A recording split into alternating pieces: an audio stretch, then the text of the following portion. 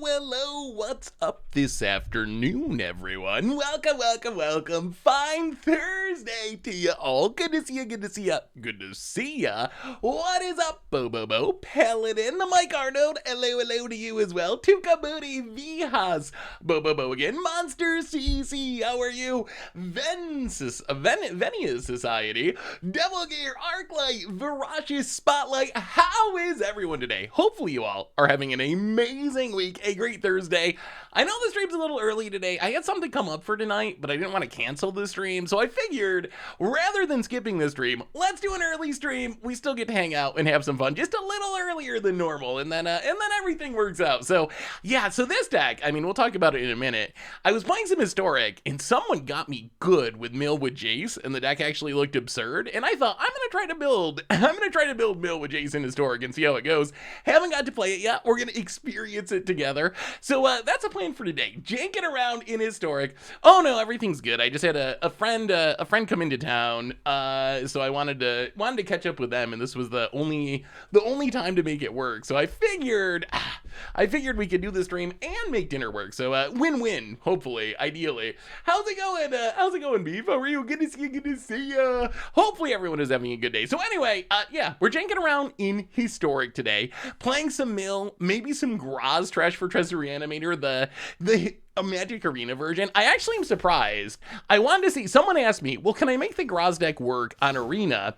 And I was like, I don't know. And then I started putting the deck together, and I think the answer is yes. Like, so many of the pieces exist to make the deck work on Arena. So that's our backup. Maybe we'll do some Graazing too, some Milling, some Graazing in Historic today. So that is the plan for today. Mission briefing, Mill.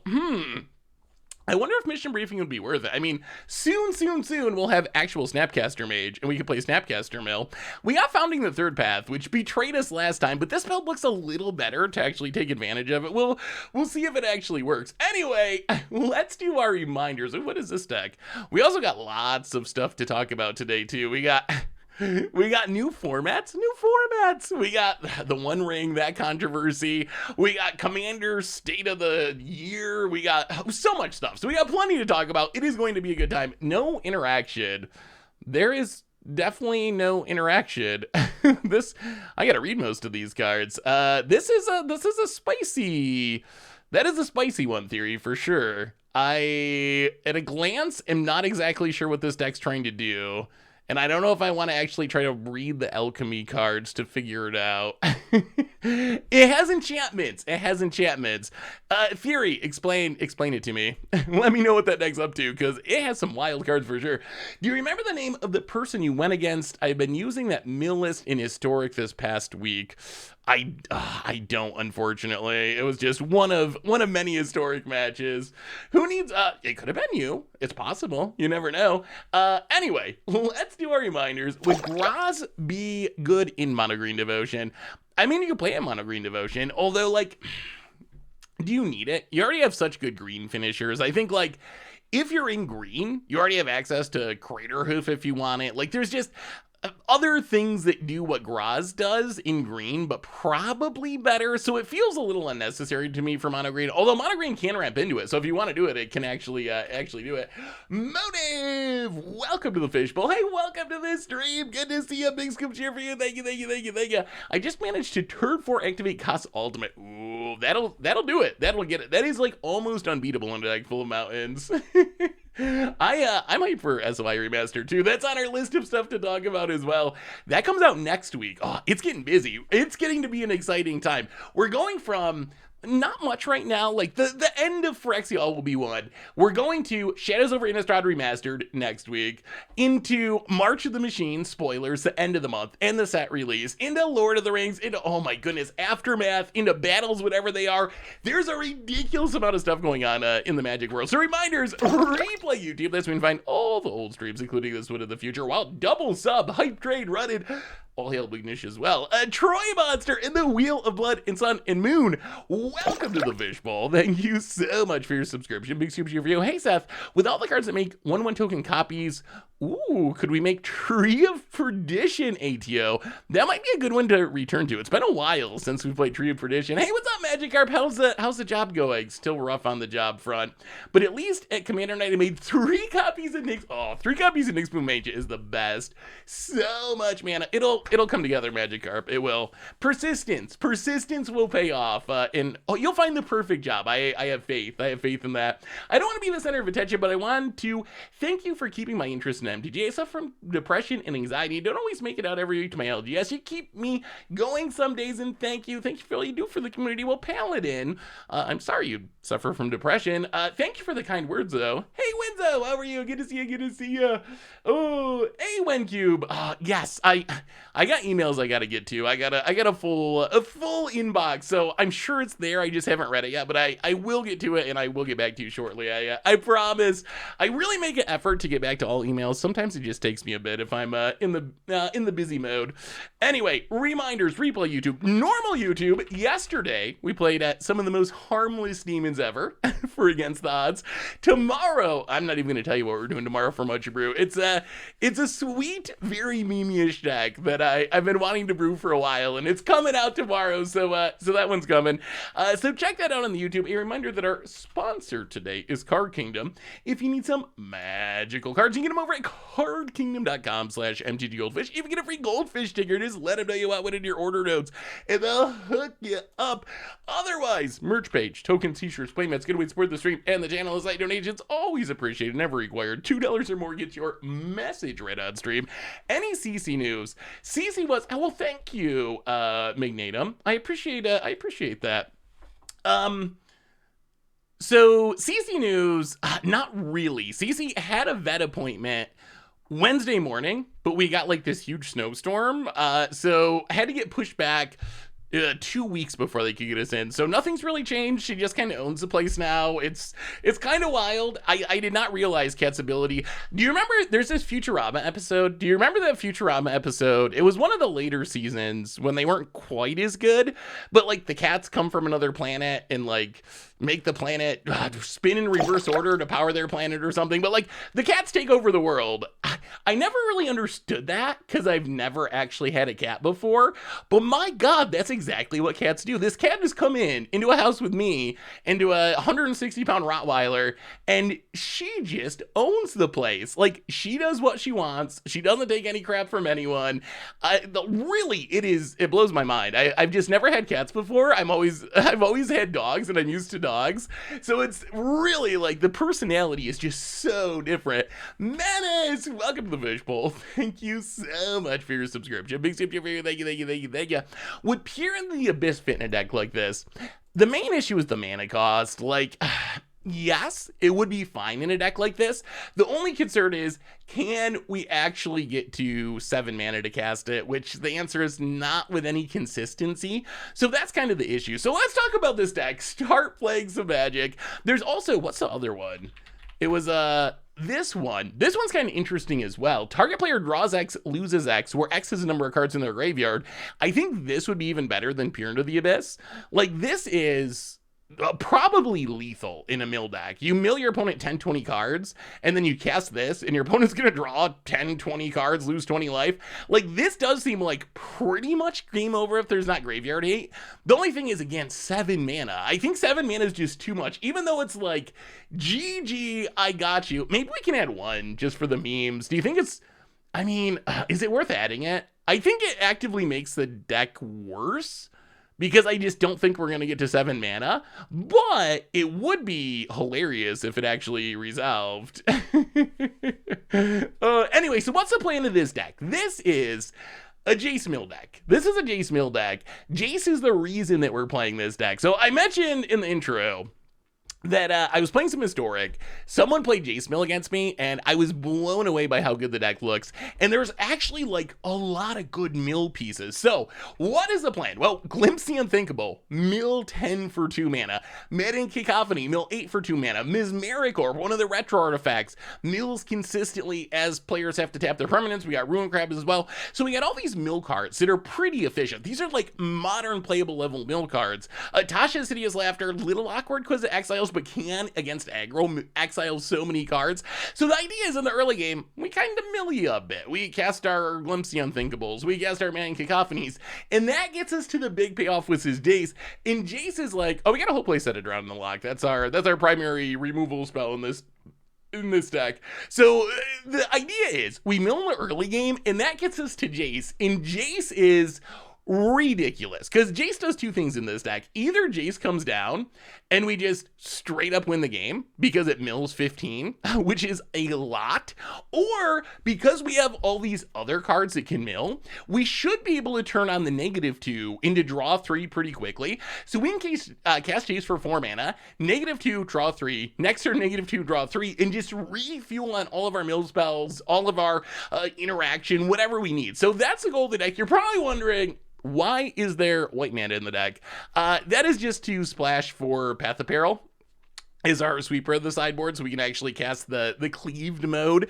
Sideboard, more removal, more discard, a bunch of graveyard hate because we're going to be milling our opponent, and that's Historic Jace Mill. So let's give it a shot and see. I haven't played any game. I just built it today, so I haven't played any games with it. We'll see. Maybe it's overrated and it's not actually any good, but it looked good the time I got beat by it. Although I was playing against the odds deck, so maybe I make everything look good.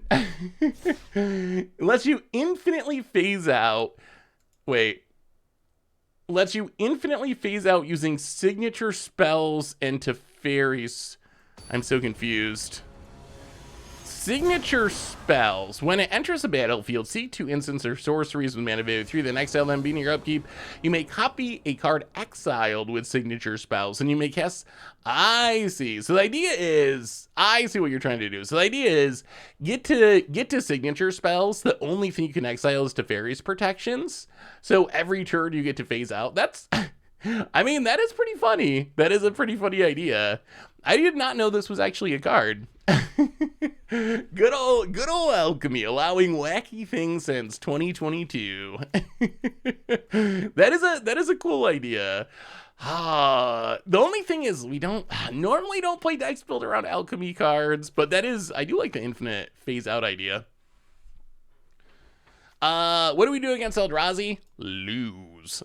Thankfully, there's no Eldrazi. There's no shuffle in Eldrazi on Arena at this point. There's no Emrakul Leon's Torn or anything. That was actually like at the top of my list of things to talk about today. So, since last stream, hey, Stone Rain, how are you, Jesse? Good to see you. So, since last stream, and I wonder if I can find the actual thing on the WotC website. Since last stream, there's a new official Magic the Gathering format. That format is Oathbreaker. Are you familiar with Oathbreaker? I am actually curious. If this is something that people know about and care about. Like, is this something people are gonna play? Infinite phase out is pretty hilarious. Well, mill and mill. Mill you. Also mill you. Water regret. Well, hee me ha ma hi hoo. Tasha said, oh my god. Oh my goodness. Oh my, wow! Wow!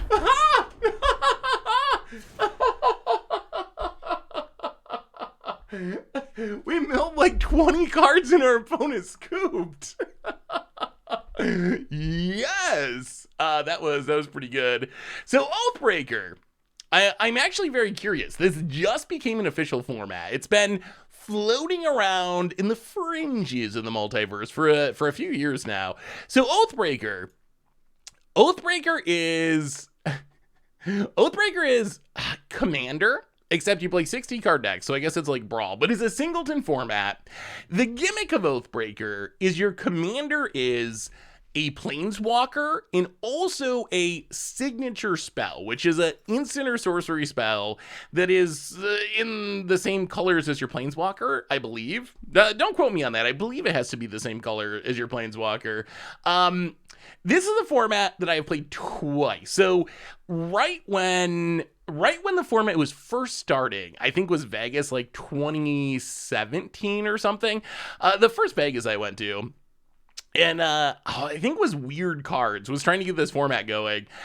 So they really want people to try it. So I tried it. The first game I played was actually fun. Like, it was like unique and it kind of like Commander-y, but you get to play the signature spell. Like, the idea was kind of cool. And then I actually played against, it gets Jace Mind Sculptor Force of Will. It is way, way worse than that. So the second game of Oathbreaker I played was against Krim, not a Krim, the literal Krim, and Krim was playing, how do we sideboard? Bring in the Thoughtseize, the Cling is fine, maybe the Baleful Mastery. What do we cut though? Fatal Push seems bad. Apparently, 20 seconds. I will remind me, I will tell you the story. Into this, oh no, 13 seconds. The clock is running. Cacophony, running like that. So the second game I played was, literal Krim was in the pod. Krim played Teferi Time Raveler with Silence. It was one of the worst experiences that I think I've ever had playing a game of Magic. It was bad. It was real bad. We're gonna mulligan this hand. Ooh, okay. This we probably should mulligan. Oh, this is greedy, but we're gonna try it. It was real bad. Because you can't interact with it. So if you're playing Teferi in Silence, you can just make someone skip their turn whenever you want to, essentially. And that was my overall impression of the format, honestly, was it was very breakable. Not only, wow, opponent wants to keep their Shark Typhoons. Not only do you have like Teferi and Silence, you can play Wheel and we need lands. You can play like Wheel and Narset, for example. The arena sounds are probably super loud, aren't they? I forgot we had this all turned up from the spoiler stream last stream. Opponent gonna do some scrying, get and hit us. Can we draw a land? How about a land? Mill a non-land. Mill a land. Draw a glimpse. Maybe this one plains for Path of Peril isn't worth it. It is kind of punishing us here. About it. Shark Typhoon. Wow. Mini Shark Typhoon. Gets milled. But Narset Windfall is pretty brutal. Ren and Crop Rotation lets you set up Dark Depths like incredibly, like on turn 2 or whatever, turn 3, you get the Dark Depths combo. So my impression of the format is it was like super duper breakable in a way that I don't know. What do you think? What do you think of Oathbreaker? Is it a format that appeals to you? We milled the Time Twister, which I guess is good. Although our opponent essentially added, 5 cards to their deck? That's going to take a lot more milling now that they added those cards.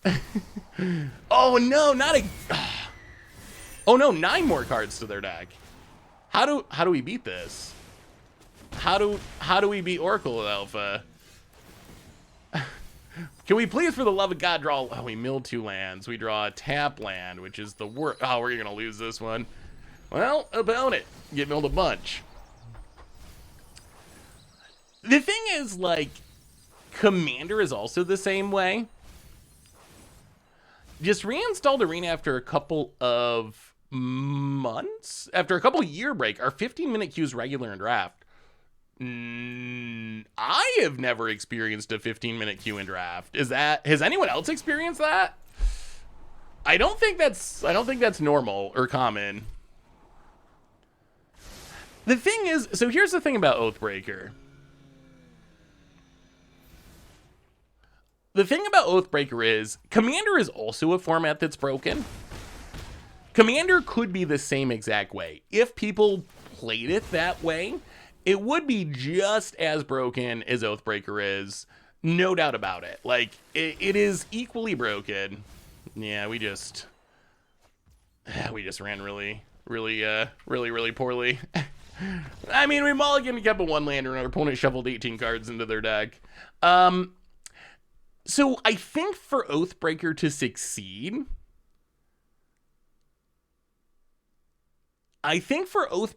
succeed, there needs to be some social aspects similar to Commander. Like, I don't think it'll work. Unless that social pressure aspect, whatever, exists. Like, if that doesn't exist, I don't think it works. Like, I don't know. If people play it to be broken, it's incredibly broken, and the meta is not going to be enjoyable. Maybe it can be like a CDH style thing, but it's hard for me to imagine unless people treat it like Commander, where you're playing it for fun. So Oathbreaker does have a ban list. It does have a ban list, and it does try to ban some of the stuff that would be a problem. But at least, like, Ad Nauseam, for example, in your command zone, it pretty much just wins you the game when you cast it. Dark Ritual in your command zone, Doomsday in your command zone. Those are all very broken. Gifts is very broken in the command zone, or High Tide. So it does try to ban some of that stuff. For me, the issue is, like, I don't know. Teferi's really miserable. Teferi or Narset Wheel's really miserable. Well,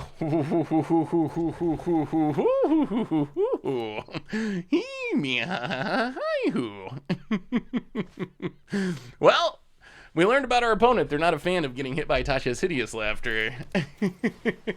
And we got 2 of them. Opponent. Some blue manas. Oh, God. Well, Watery Grave. Milieu. Get that Oracle out of here. Mesmeric Orb. Send a message. Boom. Crab attack. Opponent. Ah, yes. Unplugging it like a computer is usually the solution to all life's problems. Let's just draw land and cast Tasha's Hideous Laughter. That works. Watery Grave. Milieu. Tasha's Hideous Laughter. Whoa! Whoa, whoa, whoa, whoa! Oh, the Shark Typhoon and this thing. Discover the formula. Why did they scoop in game 1? I'm surprised. Opponent. Gonna flip their search for Azcanta. Get milled. Alright, Shark Typhoon down. Opponent. Insta flip the search for Azcanta. Mills a Narset. And Oracle of Alpha. 9 more cards in the deck. Well, we do have another Tasha's Hideous Laughter. We haven't drawn a Jace yet. Founding the Third Path. This is what? Mana value 1 or 2. You may cast target instant or sorcery from your graveyard.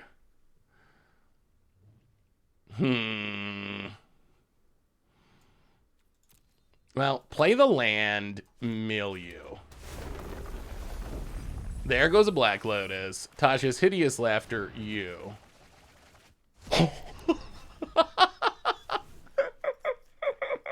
Nice power 9. Nice power 9. Your go.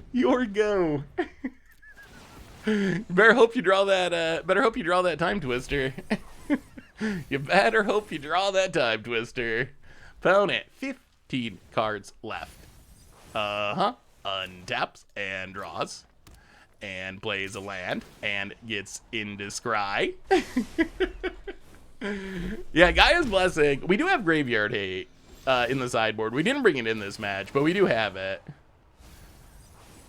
But Gaia's Blessing is a blowout. A lot of our mill gets around... Oh, 13. A lot of our mill does get around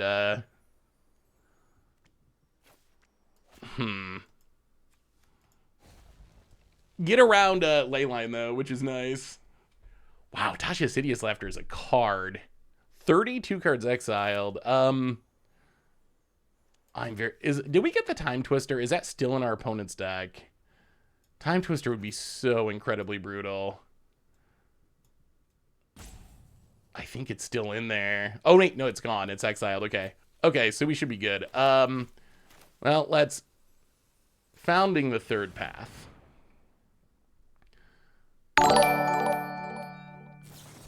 Opponent's going to Mystical Dispute. Well, we will drown in the lock. The Mystical Dispute. How many counters you got? How many counters you got? How many counters? Okay, we will start at the beginning.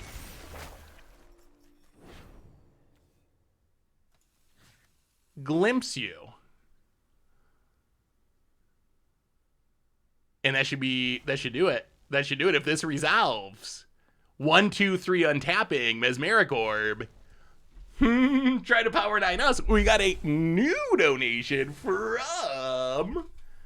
Is this Salty Scooping? Are you going to play Power 9? Are you going to play Power 9 and then Salty Scoop to mill? Come on now.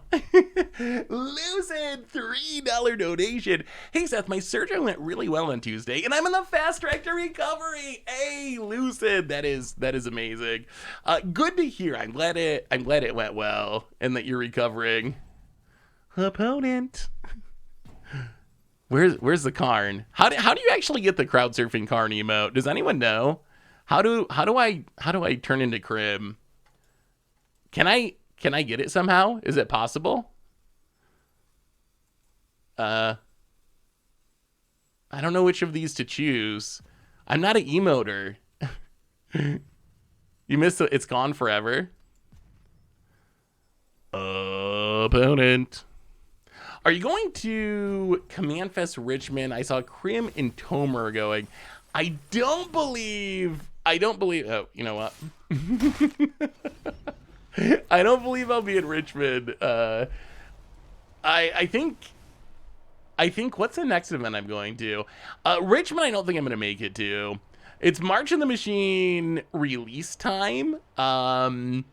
So I'll be doing all the spoilers and release stuff. So I'm gonna miss that one. I'm trying to see if there's any chance of going to the next Magic Con. Opponent. Opponent. Hello. Watch them have something. Instant speed, shuffle the graveyard in or something. This is Xaxes too. Hey, Danny Miles, HS with a raid. Hey, thank you so much, Danny. Welcome, welcome. I like this deck already. Winning by Salt is even better than winning. Those are the best wins. That's how you know you're on the right track. Opponent. Opponent. Vegas. Yeah. So we haven't made final plans on that yet, but I'm like 99% sure we'll be doing Vegas. That's kind of a tradition. We do Vegas as a crew, or as much of the crew as can every year. So I would be very surprised if we weren't in Vegas this year. So we'll see. Usually in the springtime we start actually getting the actual plan set up. That felt pretty good. We're off to a good start. So wait, what was the final? So okay, how about this? What would you build in Oathbreaker? So again, the rules are legendary creature and a signature spell, a spell of the same color, an instant or sorcery in your command zone. Let's disregard the broken stuff. Obviously, if you're gonna play CEDH Oathbreaker, CEDO, COAT, I don't know the abbreviation. If you're gonna try to do that, you can do it. Like, if you're gonna try to do that, you can build one of the busted things that people are not gonna want to play against, and everyone's choosing the busted things. Those are the decks I'm talking about, all you Narset players out there. Everyone chooses violence today. No one wants any friends. Okay, what about a fun oath? So how I imagine the format is supposed to be is like, you know what? I think Chandra's a really cool planeswalker. I've always liked Chandra. So you know what I'm gonna do? I'm gonna play Chandra, and what a flavor win it is. I'm gonna put Chandra's Fury as my signature spell. 4 damage to a player, 1 damage to each creature they control. So now I can play like my Chandra Torch of Defiance or whatever, my Chandra Bold Pyromancer. I can deal some damage with my Chandra, and then I cast a signature spell, and it's like the ultimate Chandra flavor deck. It was the coolest thing. I imagine that's the idea of the format. Like, that's, I think, the idea. But then everyone's just like, Narset Wheel, Teferi Silence, Ren and 6, get you with the Dark Depths on turn 2. Like, hey, love from the U.S. Vidzimuzu. I apologize for that pronunciation. But hello. Good to see you. This hand's great. This hand is great. Mesmeric Orb into Glimpse into Hideous Laughter and into the story. No removal, but wait. Oh no, that's Oracle again. Again. Oh no. Fox. Is that just a way to get around the censors? I think it's a way to get around the censors. Well, yeah, like Urza with Urza's Command. Something like that. That's what would be Teferi's Protection. Is that banned? I feel like that should be banned. I think that spells are just not necessarily balanced to come from the command zone. I think that's just the way of the world. Like they're not balanced for that. Well, untap land, and you know what? Let's just glimpse them. Glimpse you. Mill 10. Basically a lava spike. Oh no. Oh, that's a lot of Frilled Mystics. Okay. So the opponent's playing Flash. They're gonna have counters for literal days. I mean, that's the challenge of all these formats. Like, how do you make people play in a fun way if you're not willing to use the ban list to enforce it? Commander has sort of mostly-ish managed to do that, I think. I wouldn't say Commander's 100%, but I think that Commander's done a surprisingly good job of making that happen. Well, awkward timing. Yeah,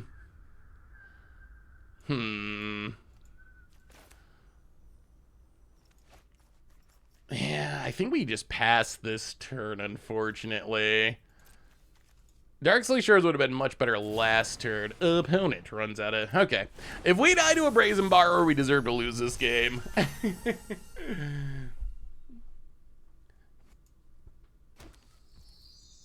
Electric ones connected to electric nipple clamps that give you a shock anytime you try to play a busted commander. Okay, that's an idea. We're working on it. We're getting there. No ideas are bad ideas. No ideas are bad ideas. Opponent hits us down to 15. See, like that stuff sounds really cool. Veto with Blood Tribute. That's hilarious. That's hilarious. Professor Onyx has some pretty heavy combo potential as well. How do we do this? Opponent has 39 cards. All their mana is available. Well, let's play Mesmeric Orb.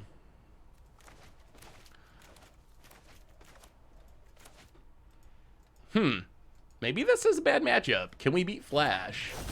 Opponent lets it resolve. Apparently just not going to cast anything. Untaps. Ooh, wait. Okay. Well, that will actually beat us. So counter that. Milia for 5. Oh, it's going to be close. It's going to be close. Isn't Archive Trap just instant win in Oathbreaker the moment someone searches their library? Oh, wait. Well, no, so the spells, you have to pay the command tax. You do have to pay the command tax. So it's not quite an instant win. That is worth pointing out. That is worth pointing. I don't think we actually explicitly said that. You do have to pay the command tax. So the first time you silence someone, it's 1 mana, or 1 mana. The next time you silence someone, it's going to be 3 mana, then 5 mana, etc., etc., etc. Oh, I got Mana Tithe brutally today. Oh my goodness, someone got me good. Which I can respect. If you Blood Moon me or Mana Tithe me, I just tip the hat.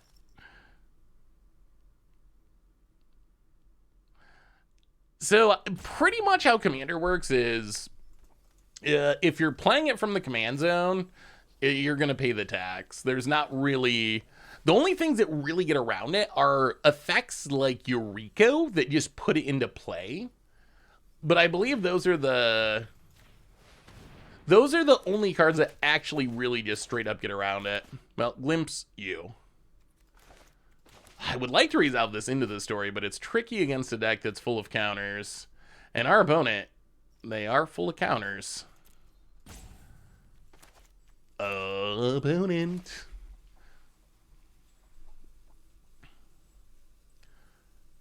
What are your thoughts on White Remand in the Lord of the Rings set? I don't know how to talk about color pie breaks without sounding very hypocritical. I don't know how to do it. We actually have a whole Commander Clash podcast episode about color pie breaks coming up soon. Oh, come on now with your Night Pack ambushers. Please no spell piercing. Oh, praise the magic gods. Okay, not dead yet. Not dead yet. Milia. Can we beat a Brazen Borrower opponent? Gonna have to stop casting spells at some point because they're down to 18 cards. If we can resolve this Tasha Sidious Laughter, opponent gets in, hits us. Well, we get milled a bit. That's fine. We have not run a Jace and we're still winning. What is hypocritical? What do you mean?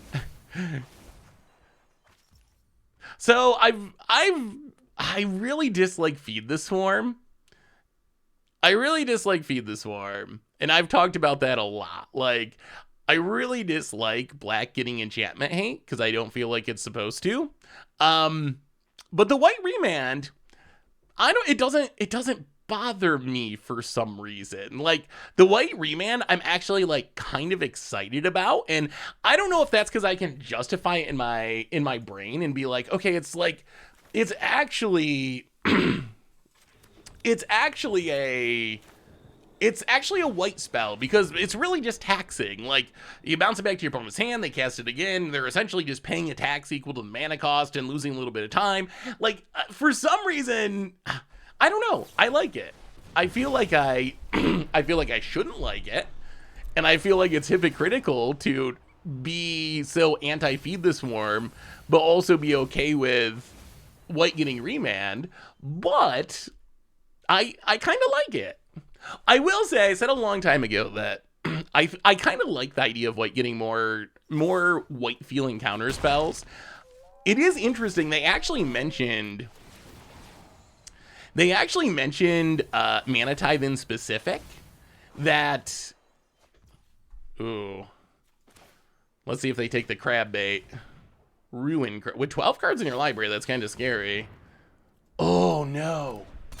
Oh no! This beats us. This beats us just barely. Wow. We did lose to a Brazen Borrower. Oh, we did lose to a Brazen Borrower. Okay, that's awkward. They did say that you should not expect more Mana Tithes, and that they consider Mana Tithe to be a break, which that actually makes me kind of sad because I really like Mana Tithe. But yeah, so apparently white's gonna get more of these bouncy counter spells, but into the story had to be the bait. Well, I mean, I wasn't expecting Frilled Mystic, I guess. Like, that's a normal counter was fine. If it was just a counter spell, it would have been fine, but a counter spell on a body to attack for lethal is a little worse. I actually beat mono blue and mono red with my mono black. Hey, nice. So here's a question that came up in regards to the counter spell. I'm doing well, Dr. Chandler. How are you? Sing a long time. Urza Saga, Urza Saga. Can't stop this feeling.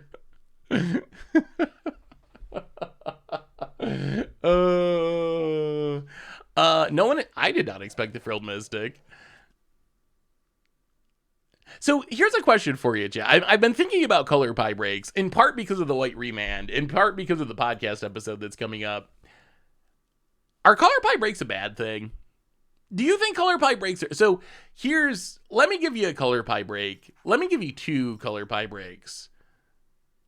Actually, I can probably even give you more than that. But here's a couple of cards that I would consider to be actual straight up color. Oh, we got a sideboard, don't we? Hang on. I love talking about color pie breaks. Hang on. Let me sideboard and then I'll ask you this question. Because I'm very curious if we're thinking about this all wrong. Like, maybe we're thinking about this in the wrong way.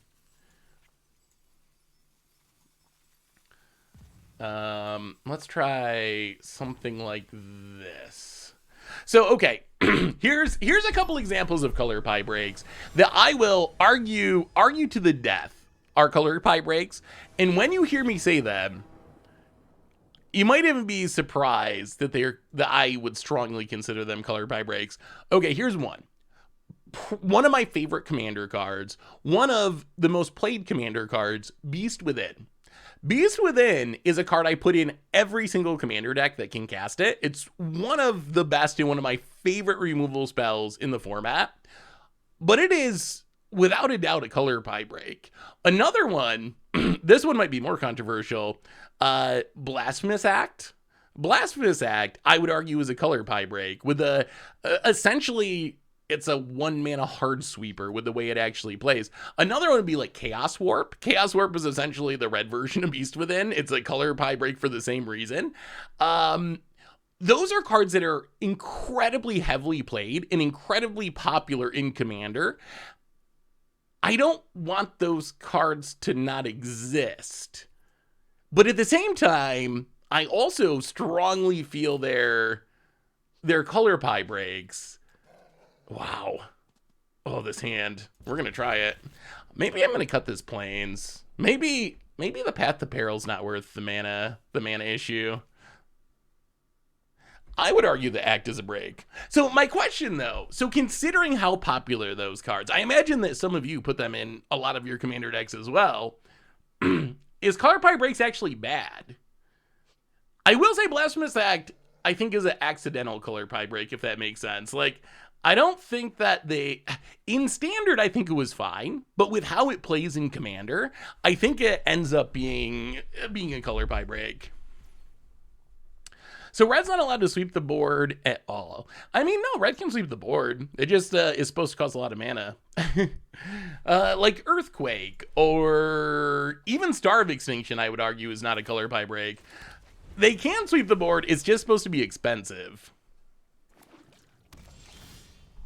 Oh, no, this Plains is going to be the death of us. Oh, come on, deck. I think we're going to take the Plains out.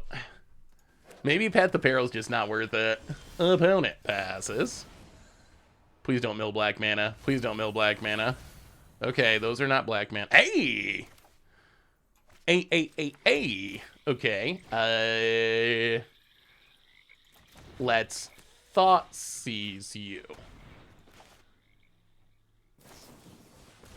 Opponent Growth Spirals. Pungify. So I will say oh dear God. Oh geez.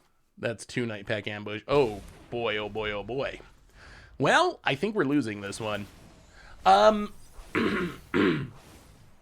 will say, I think that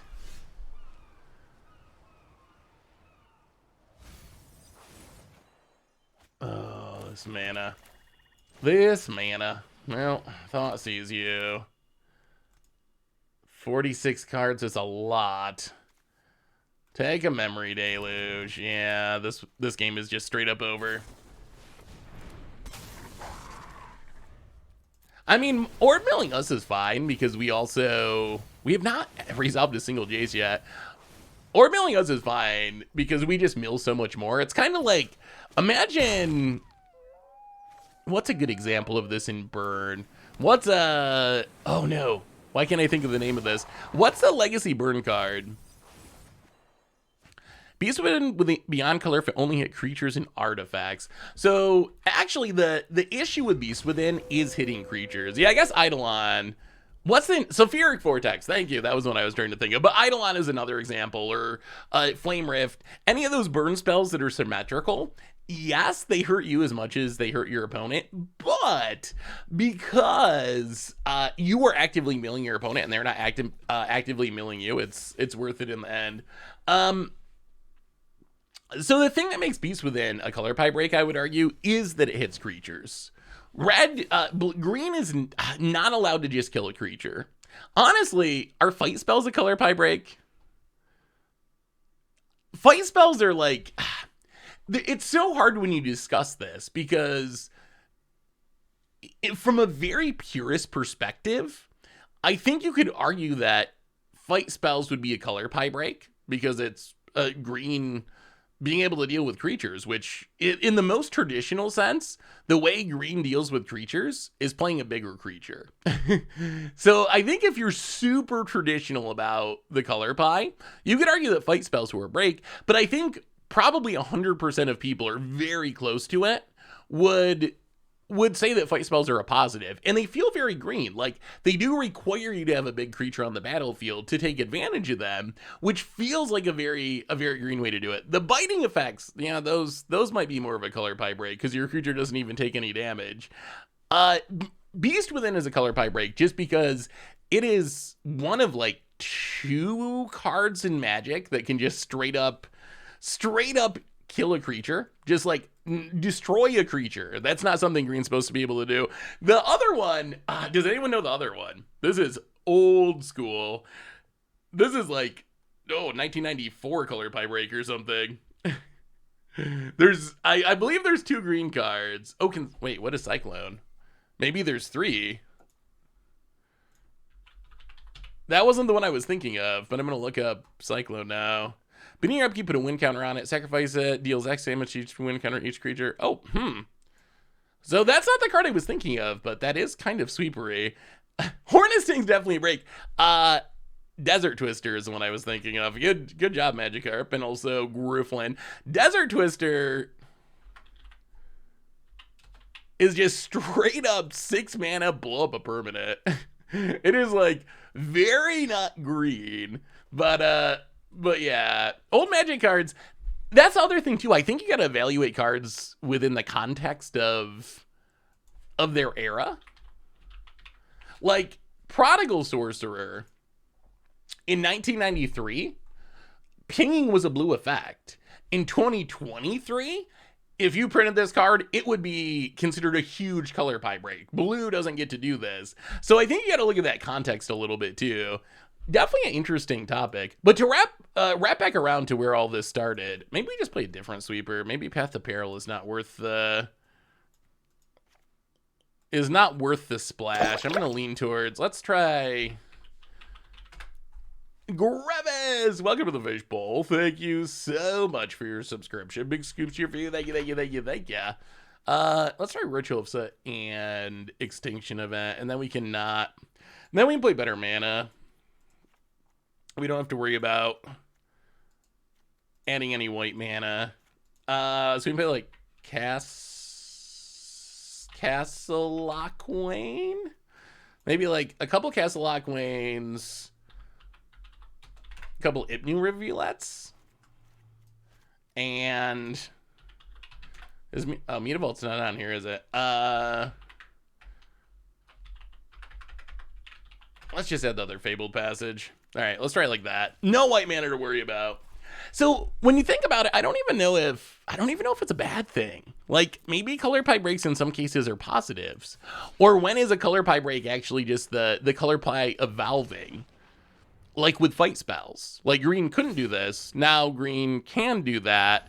But maybe it's good that the colors can do things that they couldn't do before. I think every color should be able to move a creature. So here's why I think I disagree with that, I would say.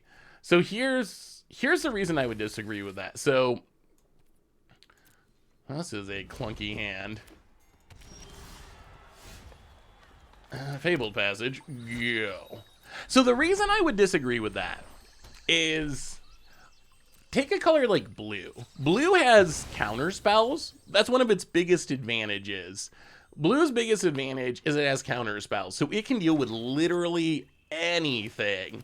So because blue gets that power, the power to be able to deal with quite literally any type of card that its opponents can throw at it, I think it deserves to have a bit of a drawback. And in this case, the drawback is that it struggles to deal with things that actually resolve.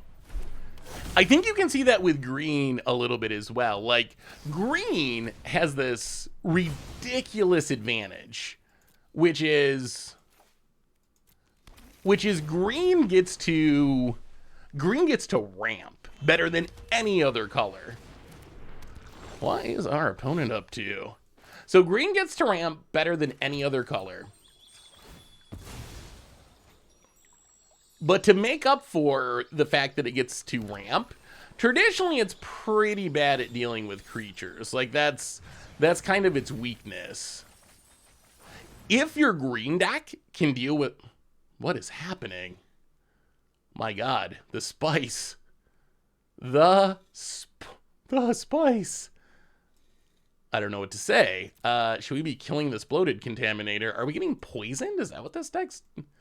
I am very confused. Let's just pass for now and see what happens. Remember spinning wheel kick? And yeah, it was basically a board wipe spinning wheel kick. So I think here's where I actually come down with this stuff. I think I kind of agree that every creature should be able to, or every color should be able to, like, deal with creatures. Even though I think there's risk to that plan. I think, though, that if you're a color that's not good at dealing with creatures, your answer should be very, very, very bad compared to the other colors that where it's one of their strengths is being able to deal with creatures. For example, green technically kind of has a Wrath. Really?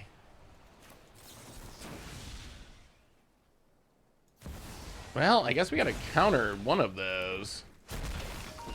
This is not great. Opponent. Nicholas ticks up. Alright, sure, down to 14. Well, play a Jace. How many cards I got in their graveyard? Only 11? Well, Amelia draw a card. We need some action. We need some action. Tasha's hideous laughter. Play the land past the turn. So green, it has Azuri's Predation. To me, oh, come on now. To me, this is a pretty good example of a color that's bad at something getting to do something. Like, Azuri's Predation is not a good Wrath by any stretch, but it feels pretty green and it can kind of be a Wrath. Blue gets like bounce Wraths. You can also argue like Curse of the Swine is, I don't know. Is Curse of the Swine a color pie break? Is it just Curse of... Oh, is it the Curse of the Swine? Like, Curse of the Swine manages to feel relatively blue. Oh, God, even more lands. Well, Tasha's hideous laughter you a bit. Play a tap land, 27 cards. But this Obnixilis is about to ultimate. Ticks down. My goons will make quick work of you. Plays even more Obnixilises. Enough. No Ticks shakes of up. morality. Okay, discard, I guess. Thoughtseize, not very good here, but we will cast it. Oh my god, opponent. Opponent. This is a pile of Jun stuff. I feel like we should be good against this, but we let this Obnixilis slip through and we're going to lose to it because we don't have a way to stop it. Yeah, we're just... Oh, come on now. Oh, come on now. Silverbucks, welcome to the Fishbowl for the 39th month. Welcome to the Fishbowl. Thank you so much for your subscription. Big super for you. Thank you. I mean, I think Pongify... So is Pongify a color pie break? Yes-ish. Like, on one hand, blue gets to turn things into other things, like polymorph effects. So I think you could argue, well, all it's really doing is Pongifying. Like, it's just turning a thing into a 3/3, and that's kind of blue. But I would say that being 1 mana and saying destroy is probably a color pie break. Do you have a podcast? Do you have a nice radio voice? Well, Smoke and Bacon, indeed I do. Actually, we have multiple podcasts. You can check them out over on the YouTube and also on all of your podcast services. But the MTG Goldfish podcast and Commander Clash podcast are the two big ones.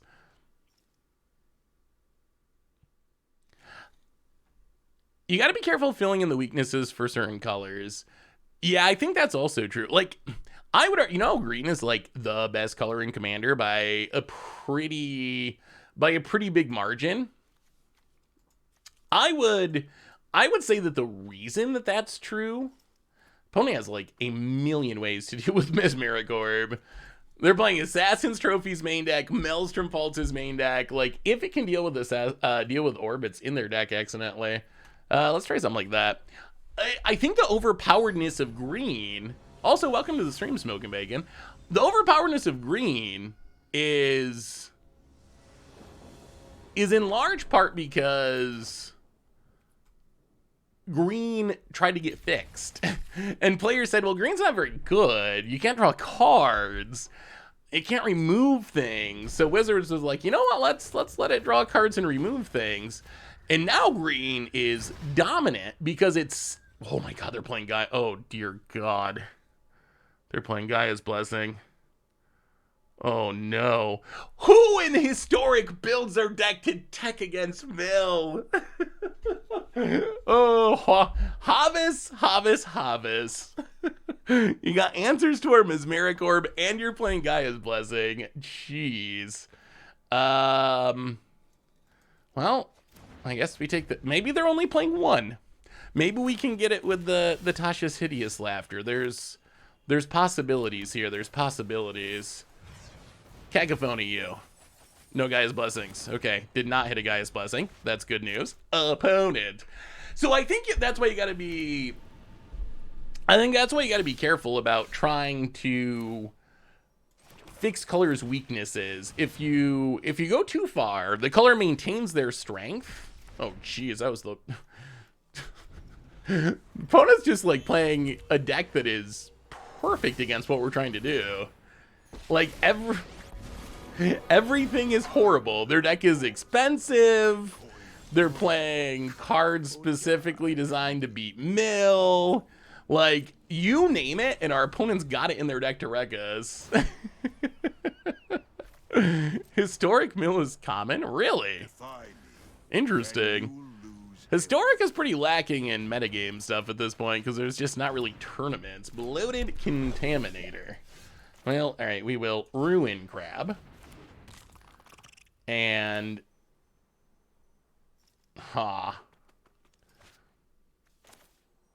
Field of Ruin. Milieu. Okay, no Gaia's Blessing, that's good. Blow up this Inner Planner Beacon. You know we're going to hit that blessing at some point. You know what's going to happen, and we're going to cry. Where's our Jaces? Milieu. Okay, okay. Pass the turn. We're good. We're good. We're doing it. We're doing it. About it. I think we need more tournaments. I think more tournaments would help. By coin. We'll actually discard a land here. Opponent goes to combat. Attacks. Kill the Contaminator.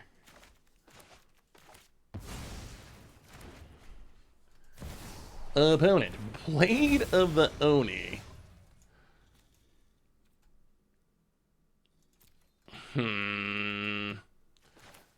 Island. Milieu. How many cards? 25 cards. How do we do this? So we know there's a Vraska. We know there's an Assassin's Trophy. This is going to ultimate at some point.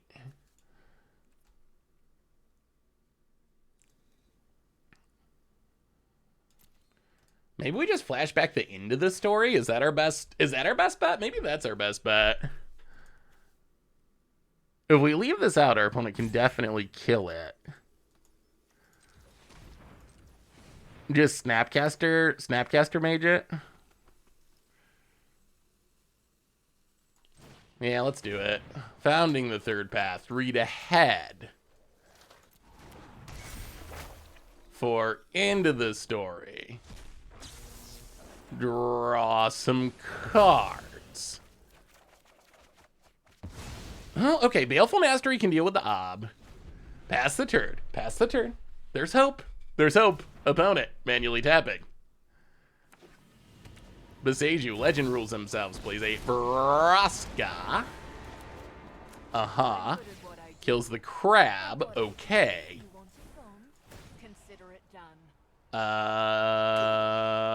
Decline. Down to 14. Opponent hits us.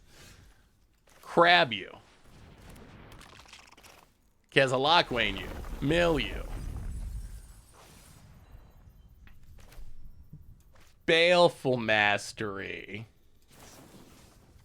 Get rid of the Ob. Wipe that smug look off your face. 21 cards. Thought sees you.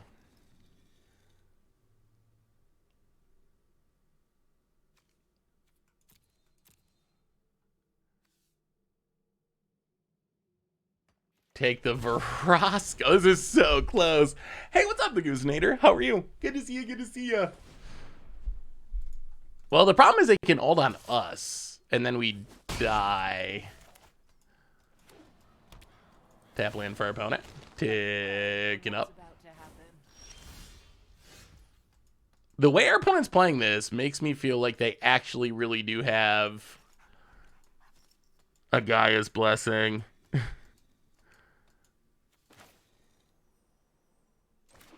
Fabled Passage. Milieu. Come on, no blessing, no blessing. Fabled Passage. Milieu. Come on. Okay, no Gaia's Blessing. 14 cards. So this mill's 8. 9, 10, 11, 12.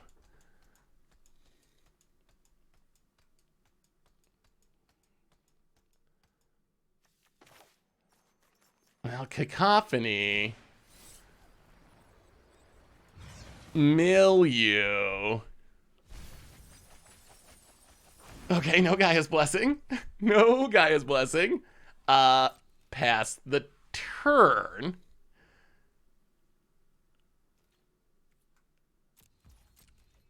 Six cards. Opponent's going to Assassin's Trophy the Crab. Okay. Also, this Baleful Mastery can make our opponent draw a card, which is worth pointing out.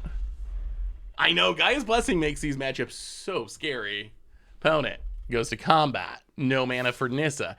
Well, we might be able to set it up so we can win with the Blessing on the stack. Whoa! Jeez, What a draw! What a draw! What a draw! What a draw! Opponent ticks up.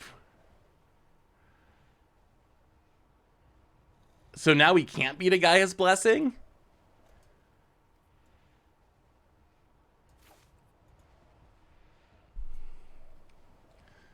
I mean, we can win next turn no matter what. The question is, we really wanted this Baleful Mastery so we could mill our opponent, and then if there's a Gaia's Blessing, force them to draw a card with a trigger on the stack.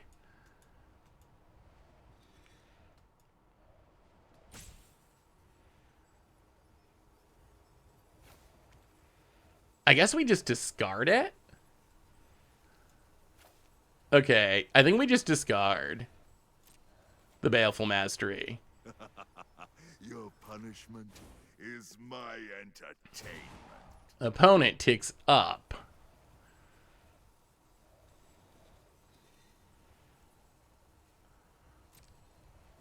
We go to 1. Buy me, and you'll lose everything. Opponent ticks up. We untap. Thoughtseize isn't gonna help. Well, come on, Magic Gods. Come on, Magic. If there's a Gaia's Blessing in the bottom of the stack, I'm gonna cry. Is Gaia's Blessing the literal bottom card of our opponent's deck? Like, literally the last one. It is not. Oh, we got there. Oh my goodness. What do you think about Tolarian Terror in the side for grindier matchups? That could be an interesting sideboard plan. I mean, so apparently they're playing exactly one Gaia's Blessing. Wait, what was I getting punted for? I totally missed it. Wait, what was the punt? I'm so confused. What did I do? What did I do wrong?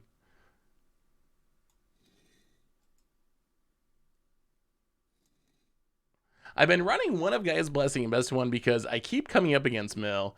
I didn't realize that Mill was a popular deck.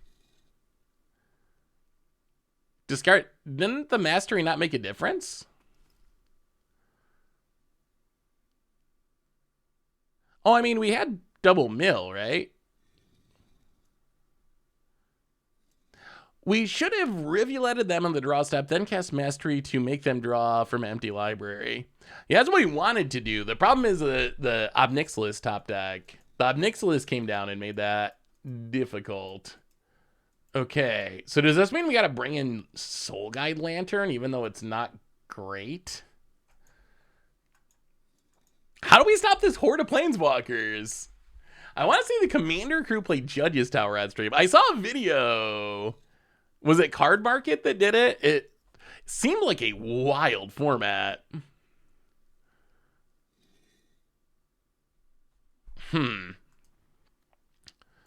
So do we need to bring in Soul Guide's Lantern? Probably. Maybe go down Founding? Actually, is Fatal Push even worth it? Probably not. Let's bring in 2 Soul Guide. You know what? Let's go 3. Try it like that. Yeah, Card Market's done some cool stuff for sure. Oh, so question. The One Ring. That's been the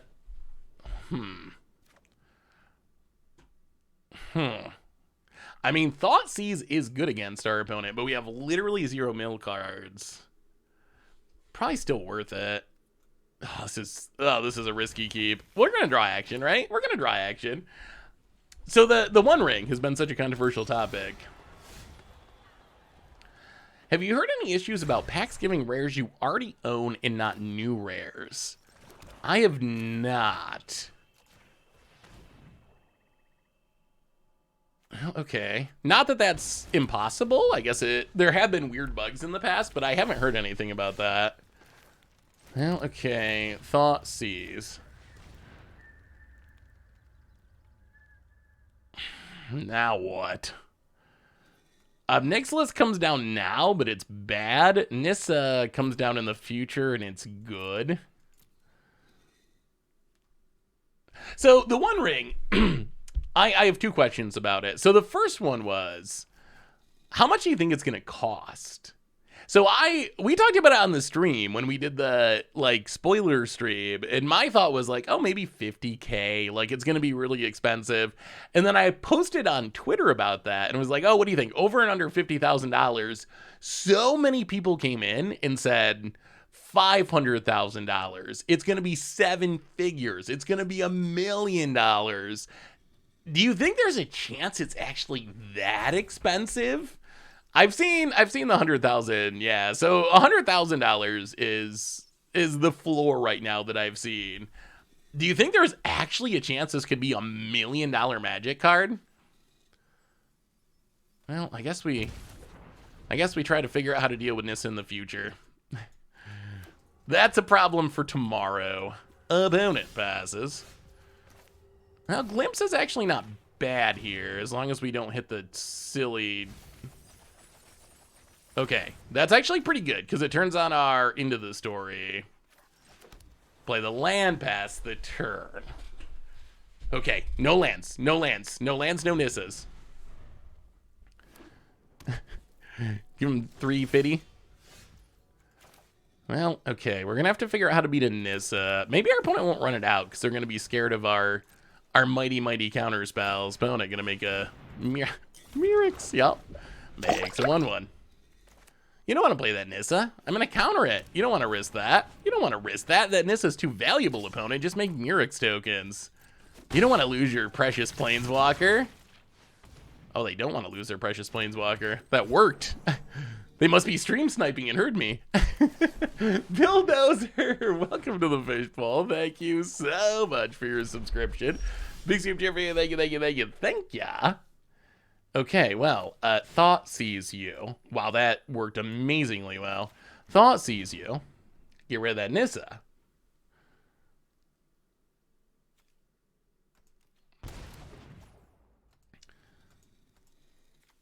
"13 cards in the graveyard. How do we beat the board?" That's another question. Well, Tasha's Hideous Laughter. Mill some cards. Dark Slick Shore. Did we get the Gaia's Blessing? No. We did not. You don't think we'll ever see the One Ring, really? So you think it's a scam?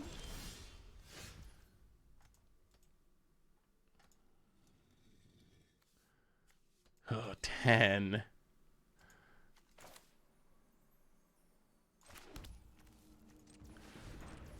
One, two. Oh, we really need to not hit this Gaia's Blessing. Milieu. Jace.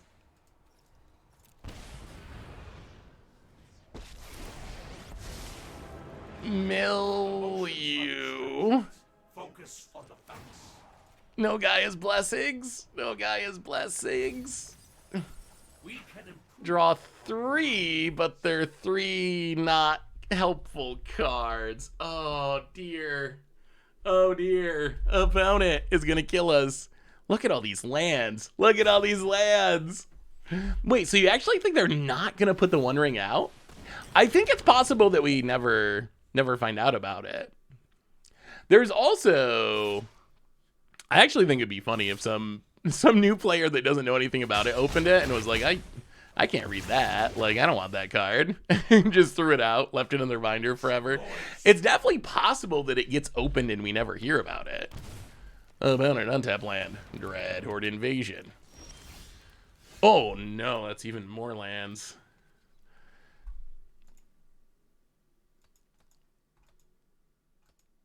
That's even more lands. Well, Jace. Full price.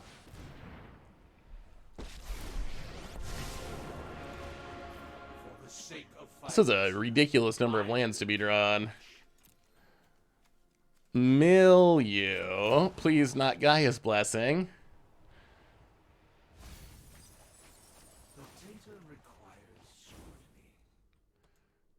I really wish we'd stop drawing so many lands. Play a... Play a Rivulet. Pass the turd. This game is so close. Found it. Mirix makes a 1/1. We found Tasha's Hideous Laughter, which is big. Tasha's Hideous Laughter can theoretically... I mean, we don't die here unless our opponent top decks. And then Tasha's Hideous Laughter can theoretically exile. Oh! Come on! Oh! Wow. I mean, we have Baleful Mastery, right? So we just exile a Might and we go to 9 and go to 1. So we're not dead here. Like, the Baleful Mastery keeps us alive, but our opponent top decked a hasty 3/3, which wins. Wait, why don't scoop? I'm so why would we not scoop?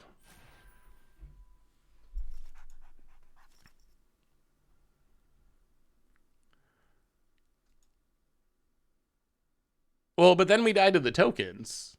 We needed the Baleful Mastery to deal with what was on the battlefield. Yeah, we die. We can't.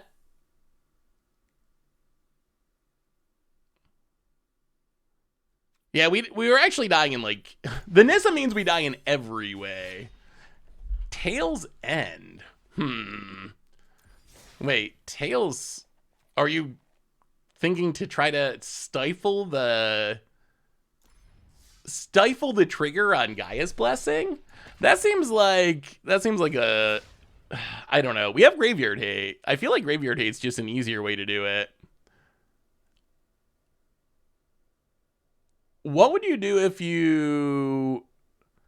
What would you do if you actually open the ring? I would instantly sell it. I don't know what I do with the money, but if it really is going to be hundreds of thousands of dollars, I would not even think twice. Okay, I mean, I guess we could have not scooped just to see what our opponent... I mean... I guess there's always a chance. There's always a... You never know. Maybe our opponent would not attack with all their creatures somehow or something. So I guess that's an argument for not... Oh boy, this is gonna be tough. Merfolk winning the die roll. This is where the Path to Peril would have actually been helpful. Opponent untaps. This is gonna be tough. We don't have that much removal. Opponent grows their dork, goes to combat, attacks. We Fatal Push. Opponent runs out another Alchemy card, Shoreline Scout. Would you take the one person up on the 100,000 offer, or would you put it up for auction? I'd probably put it up for auction. I think it's probably... If there's already someone offering $100,000, I think it's pretty likely that you can get more than $100,000 for it. Miro Rejury for our opponent gets and hits us. Well, Darksley Shores. I mean, we got to kill the Rejury. We can't let the Lord stick around. 41 cards. That's a lot. That is a lot. Opponent. Land untapped. Goes attacking. Looks like... Collect a company. Well, maybe Mill is not actually... Oh, geez. Hexcatcher's pretty good. Maybe Mill's not actually very good in Historic. Maybe it's just that I was playing him against the odds deck. Maybe Mill's actually still pretty bad. Yeah, I mean, aggro that wins the die roll is going to be a tough matchup no matter what. Like, that is just always going to be a tough matchup for this deck. On the other hand... Wow, opponent actually sacks. Okay. On the other hand, should be able to hit a lot of cards with Tasha's Hideous Laughter if we ever draw one. Opponent draws even more lords. Goes attacking. Damnation off the top. I mean, we have kind of low rolled. Like, if there's been any 50-50 shots, we have not won them this with this deck so far. The fact the 100K offer I saw was conditional on you not posting online when you open it, definitely think there could be outbid. Yeah, I don't take that one. I've seen other offers that are $100,000 that are not do not have that silly condition. I don't know, did that condition came across a little, I don't know. It came across a little scummy to me. Did that come across scummy at all? Like, why would you not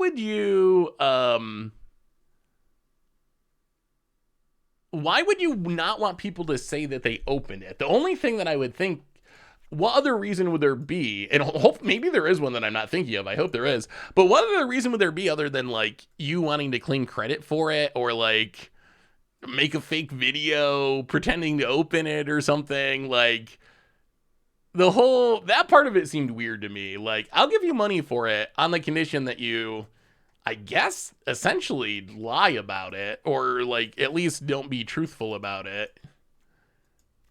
So that, yeah, I thought that was odd. That part seemed odd to me. Should consider running Cling to Dust for aggro. I mean, Cling to Dust is, I mean, I guess gaining 3 life could be relevant. It's like medium-ish Graveyard Hate. Like, it's Graveyard Hate that's good against very specific things. This hand actually looks pretty good. It's good against reanimation targets, not as good against just, like, cards that care about a mass. It's like those people smuggling religious artifacts and art out of the country. They want to sit in the study and stare at it alone. I mean, also the person with that offer, Dan Bach, is, like, known to be, like, one of the biggest hoarders of reserve list cards and, like, Power 9 cards. And also, I believe, one of the loudest voices against ever getting rid of the reserve list, because it would be, I guess, detrimental to his investments. Mesmeric. I'm pretty sure Dan Bach was one of the, like, Wizards will get sued if they ever get rid of the reserve list type of things. Yeah. I wonder if Wizards employees are allowed to open collector's boosters for Lord of the Rings. It would be crazy if one of them opened it. I mean, they shouldn't be able to. Have you ever? Oh, what is the name of the documentary? Have you ever actually heard a podcast, watched a documentary about the McDonald's Monopoly scam? That story is ridiculous. I believe it's on Netflix. There's a documentary about it. That story is wild. If you ever, yeah, I mean, it was basically a situation like this. You probably know what the McDonald's Monopoly game is, where, yeah, make millions. If you take and buy whatever, a Big Mac, or you get the tickets, and if you get the right Monopoly pieces, you can win $1 million and a bunch of other prizes.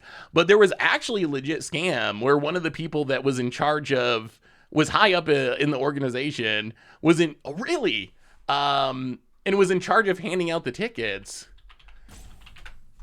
Essentially paid, got friends and paid people to give them the tickets and cash them in and give him a cut of it. Ended up, you can read about it. The documentary is worth watching. Yeah, let's just hideous laughter. Hopefully. Yeah, we'll take that. We'll take that. 16 is not bad. But yeah, it stole, what was the total amount? $24 million. Went on for over 12 years. There were almost no legitimate winners of the contest, because this guy that was running it was, all the big winners was giving to people, friends and family and people he'd pay to get a cut out of it.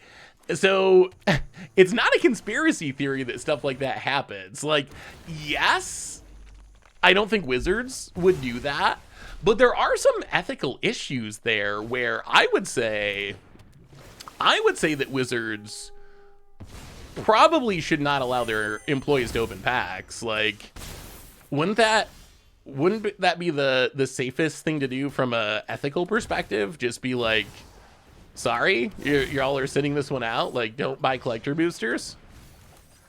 Because there would be like, even if it was fully legit, let's say Mark Rosewater is checking out at Target, buying his groceries for the week, and he's like, you know what, I feel like opening a collector's booster, and he cracks a collector's booster and gets the one ring. Even if it was 100% legitimate,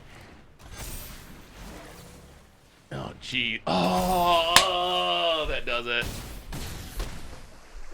Yeah, the Hex Catcher actually straight up does it. I guess we should have Wrath last turn. The new Lord changing the equation. Yeah, our opponent can just... I mean, we had the answer, but our opponent had the answer to the answer. Yeah, even the appearance would be bad. Even if it was 1,000,000% legitimate, it would look bad. And it would cause conspiracy theories, and people would question it, and I couldn't blame people for questioning it, because I got the McDonald's thing, and it would look bad. So here's my other question. This is something that just popped into my head a couple days ago, and I'm very curious what your all thoughts are of this. Imagine if it was like a sponsored video. Oh, that would be a disaster for WotC too. A reminder. Speaking of sponsors, if you need some Magic cards, you can get them from our sponsor, Card Kingdom, over at cardkingdom.com/mtggoldfish. No, we were just talking about the One Ring, and if WotC employees should what would happen if one of them opened it? Like, should they actually skip this set as far as opening boosters to make sure, just for the appearance of something being weird? But here's the question. This is something that the One Ring really made me think about, and I'm still not sure exactly where I stand on this, but yeah, after this game we'll try the Graaz deck. So here's the question. Isn't this just straight up gambling? Like, I know booster packs they're always a form of gambling. They've been from the beginning. They're loot boxes. Yes, you're guaranteed to get, some amount of cards, and that's the justification for them not exactly being gambling, but in reality they're a form, at least, of gambling. For some reason no, obviously it's gambling. However, having a 1 in 3 million chance to open a $1 million card, or whatever the price ends up being, doesn't that seem like just straight up the lottery? Like, how does that differ from literally the lottery? And I can't come up with a good answer for that. Like, they're collector boosters. Wow, Ponos gives it up. They're collector boosters, so they're not even designed to be played with, really. It's not like in draft boosters, you can justify them like, well, you're getting them for draft, or you could use them for draft. But collector boosters are like kind of exactly just for opening, to try to open good stuff. So my question is, like, is there any argument to not letting kids buy booster packs? I'm not anti-gambling. I think gambling's fun. I enjoy poker, and I enjoy, when we're in Vegas, like going to the casino and playing craps or whatever, is going to the slots. Like, I think if you're an adult and you want to gamble, I think that's perfectly fine. But seeing the 1 in 3 million thing, it made me wonder, like, wow, like, should we be, like, thinking of this differently? Like, do you want your, I don't know, 10-year-old, 8-year-old, 13-year-old to be essentially straight up buying lottery tickets? Like, we don't let people that age go to the casino or, like, go and buy a lottery ticket.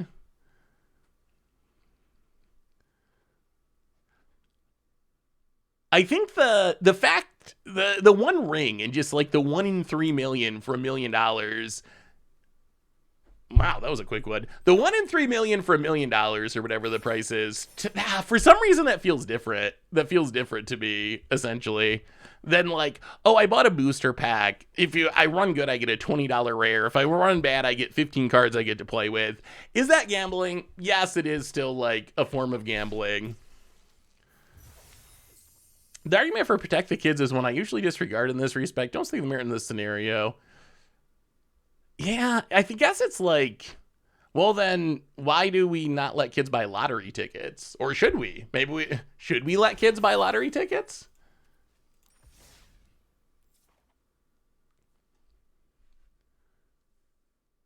Definitely. I mean, I've noticed when I buy collector boxes, booster packs, I think of them as gambling. Like, I don't open a collector boost when I buy a collector booster. I don't really think of it like, oh, I'm going to get these game pieces that I'm going to use. Like, that's a secondary consideration that I think, well, I mean, I guess worst case, maybe I open something I can put in a commander deck. But my primary thought is, I hope I get that, Phyrexian Elishnorn that's $100. Like, come on, like, give me something worth the money so I get my money back from this pack.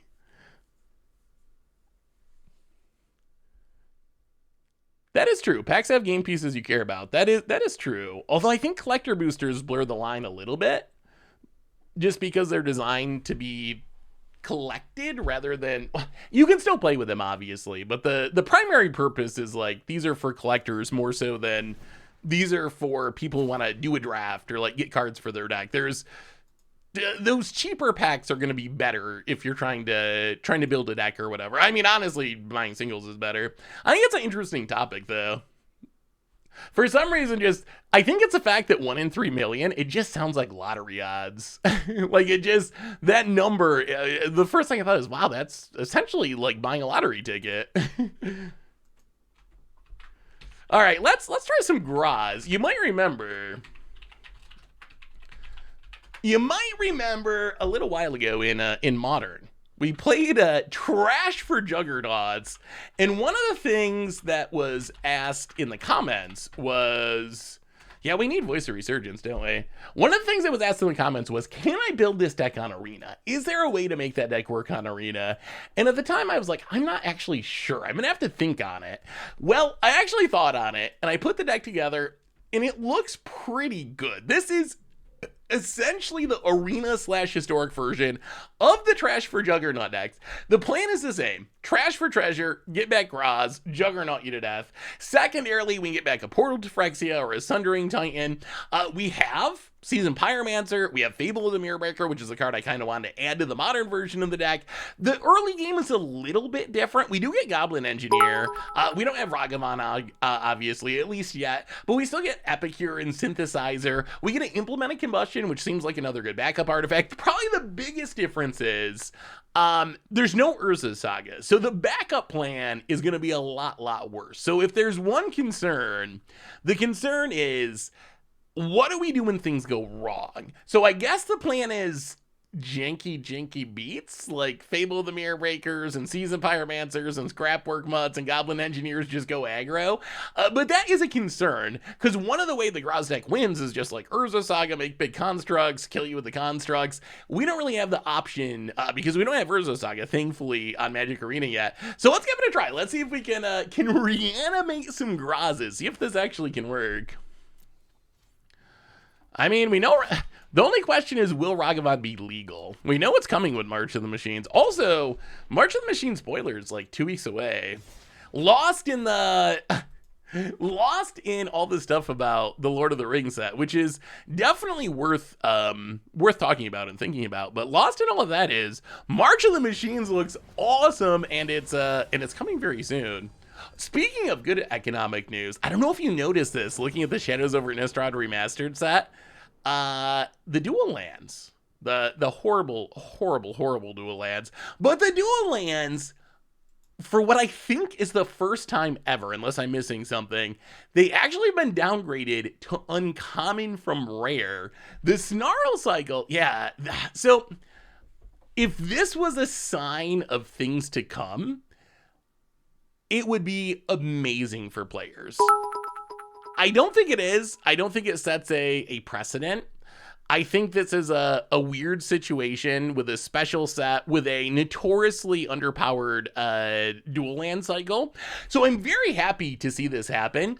If Wizard starts doing this more, it would solve a huge issue for players, both on Arena and in paper. Like, if the rare land cycle was commonly, regularly, this is fine. Was right. Is it fine? It actually does kind of nothing. We do have a Graaz, though. I mean, we got a million Fable the Mirror Breakers. Yeah, you know what? We got a million Fable the Mirror Breakers and Season Pyromancers. We'll find them eventually. So yeah, I'm very intrigued to see how this goes. Hopefully Wizards does more of this. It would greatly improve the economy if we got more rare dual lands at uncommon. Both in paper and also on Arena. Oh, Mono Green Devotion. What do you think about Blood Moon on Arena? I kind of, every time I lose to a Nykthos deck, I'm like, we should just have, if you're going to put Nykthos on here, just give us Blood Moon. Make it fair, Watsy. Make it fair. Give us a chance to fight back. Oh, it's elves. Interesting. Well, we might have to just kill that, unfortunately. Goblin Engineer. How bad is it if Morrowind lives? I mean, obviously bad, but do we die? Probably. But we're going to play Fable the Mirror Breaker. Please don't kill us, Morrowind. I mean, yeah, that's not great. Oh, okay, there's also an Archdruid. That's also not super great. Opponent passing. Oh, that's Trash for Treasure. That's Trash for Treasure. Oh my god. Oh my god. I think we can do this. Oh my goodness, we can do it. We can do it. We can do it. Oh, we figured it out. Okay, discard the Graaz. So this attacks, makes a treasure. This comes into play untapped. Oh, check this out. Discard, discard. Draw, draw. We play. Okay, we go to combat, we attack. We need the treasure. Go to combat, swing. Oh, we're gonna get the portal. We can tutor up and reanimate the portal and put an end to all these elf shenanigans. Get in, hit ya. Make the treasure. Well, we have the Goblin Engineer. So we can Goblin Engineer to tutor portal to the graveyard and then Trash for Treasure the portal and just wrath all of these elf lords. Well, no, we need the mana. We need 2 for Goblin Engineer and then 3. We could get back Graaz, but we need Portal here. Graaz, I don't think, is enough on this board state. So we need Portal now and then Graaz next turn. So Shatter Skull as a land. Goblin Engineer. Snag us a Portal to Phyrexia. Yes, we would like to tutor the win into our graveyard. Portal to Phyrexia. Trash for Treasure. Portal. Sack the Implement. Oh, we found the line. McIntyre. Welcome to the Fishbowl. Thank you. I don't think they can because the Archdruid is sick. Oh, actually, is this power or counters? Welcome. Oh, it is power. Welcome to the Fishbowl. So I could go. Thank you so, but they don't. Thank you so much for your subscription. Big soup chip for you. Thank you. Seth wanted to ask via fish mail, but you guys missed it last time. Would it be good for Arena if there was a here comes Graaz. It's Juggernaut time. We be Juggernauting.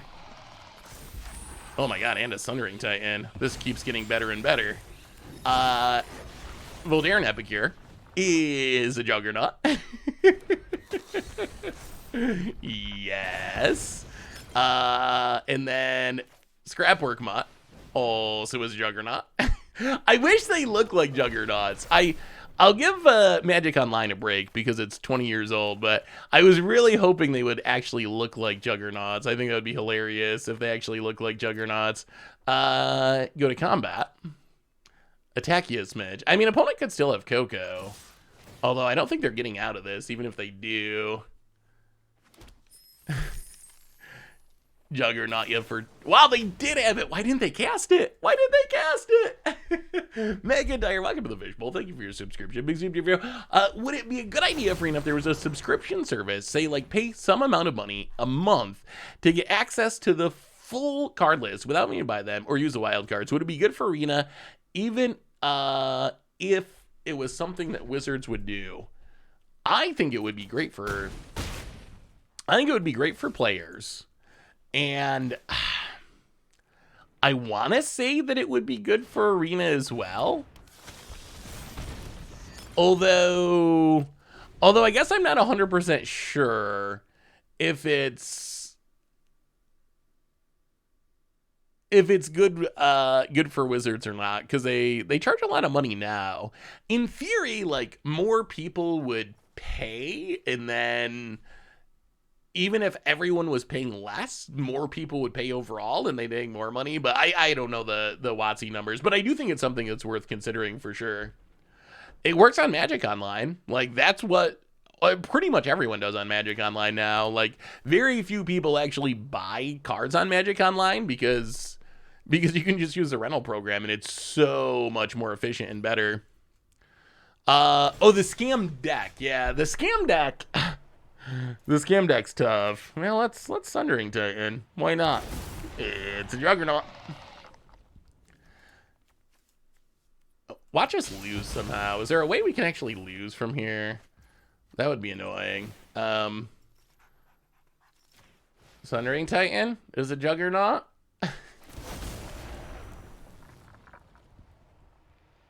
There's no way. There's no way they're surviving this, right? It can't be possible. It can't be possible. Just die. Just die, elves. Look at what we've done. Look at what we've done. Right now we're playing some Juggernauts in Historic. So the scam deck, you kind of hope they don't have it. Like, if you lose the die roll, there's not a whole lot you can do. I guess you'd have, like, Ley Lining of Sanctity in the sideboard or something. But if your opponent's on the play, you pretty much just gotta hope that they don't have the, like, grief, pitching whatever, get it back, double, triple thought sees you. Like, if they have that draw, wow, opponent's salty scooping to Graaz. If they have that draw, there's just not anything you can do about it. If you're on the draw and you actually have a mana available, you might be able to, like, lightning bolt the grief in response to the reanimation. The good news is there is a cost to this for the scam deck. The cost to the scam deck, yeah, I don't even know if we're going to have to do anything because our opponent's just going to salty rope. The cost of the scam deck is they do spend a lot of cards. So the other plan is just be able to rebuild quicker than your opponent can rebuild. Play the land. Discard the mutt. Get back the mutt. It's a Juggernaut. And this is one of the most impressive boards of Juggernauts I think I've seen in a long time. So apparently the deck can kind of work on Arena. Look at this attack. This is like turn 5 or something. Woo!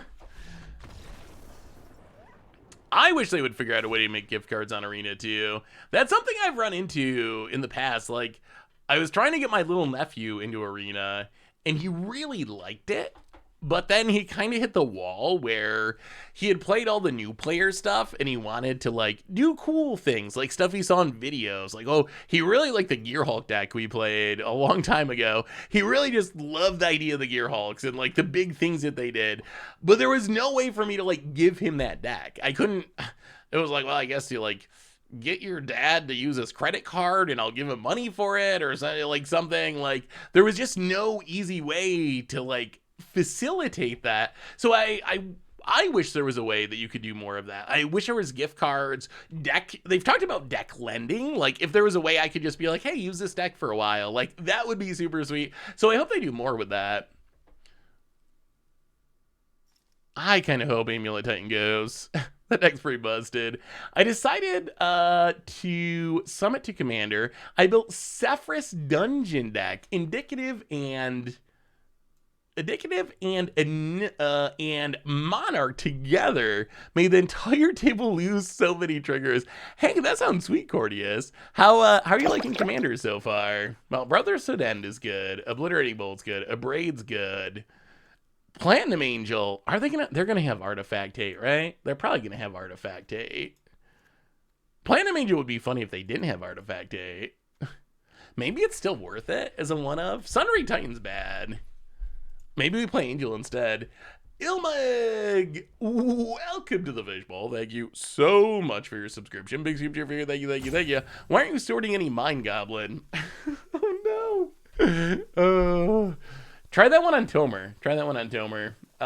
19 seconds is not many seconds.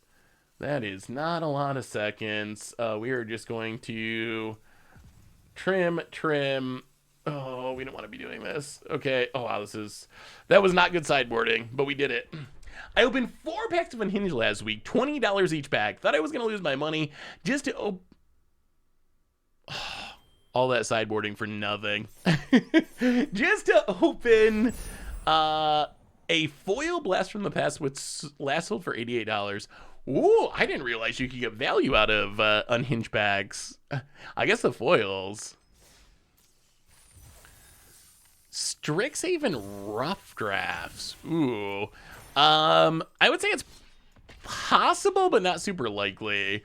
More new draft formats seems likely, but I don't know about the retro ones. Maybe.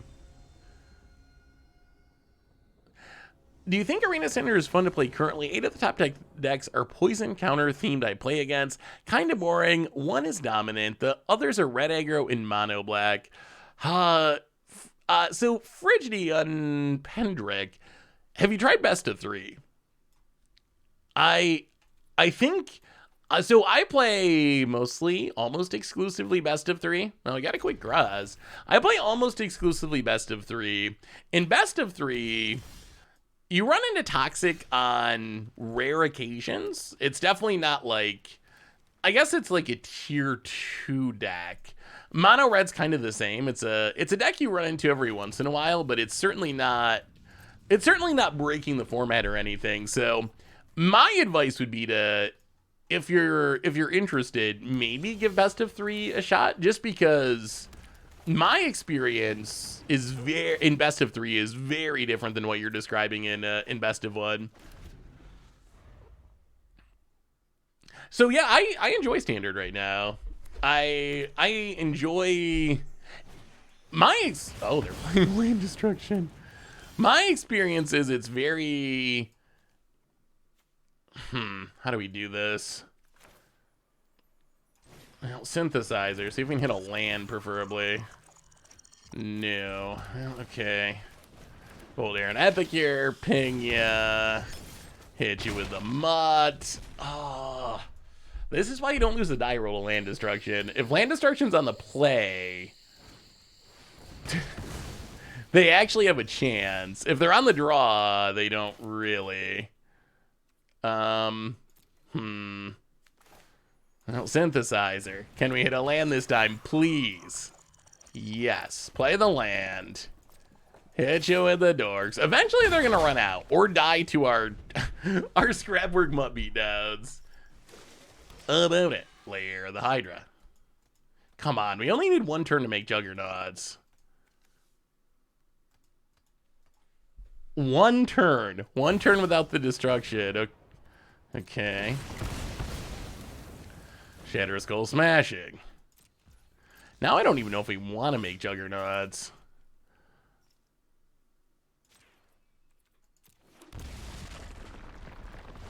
We make Juggernauts, but we have no creatures, so it's just a 5/3.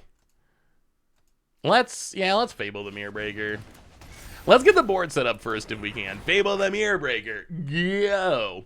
You should try out 1-drop tribal with Wayward Guide Beast, allowing very few lands and very consistent. Ooh. Elder Gargaroth.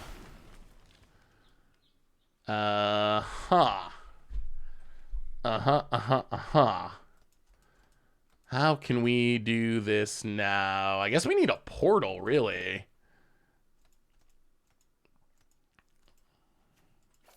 Discard a Pyromancer. Discard a Treasure Vault.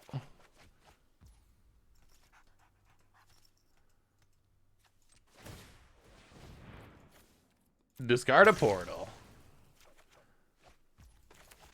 Draw Shatter Skull Smashing. Trash for treasure.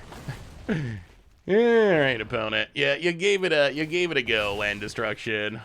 Well fought. Well fought. Alright. Portal. Hit ya. Next turn. Juggernauts. And I think we overcame the LD. So a lot of times Graaz is the best second target. Like, Portal comes down and stabilizes, and then it can reanimate the Juggernauts the following turn. So it is true that a lot of times... Oh, we still can't really get it, can we? Alright, I guess we gotta get poor Graaz. I'm sorry, Graaz. Oh, opponent skips it up anyway. Why the hell is Season Pyro a mythic? Gotta sell them MH1 packs. I mean, that's it, right? Like, it's mythic, so you can sell Modern Horizons packs? I'm pretty sure. Oh, chat, so I saw people talking about this on social media and whatnot. I started watching Last of Us. No spoilers, because I'm only a couple episodes in. Is it worth it? Is it worth investing in? The first 2 episodes were intriguing. It was enough that I was like, okay, I think I can keep this. I think I might watch this entire season. Has anyone watched it so far? Have I played the game? No. Do I like Walking Dead? No.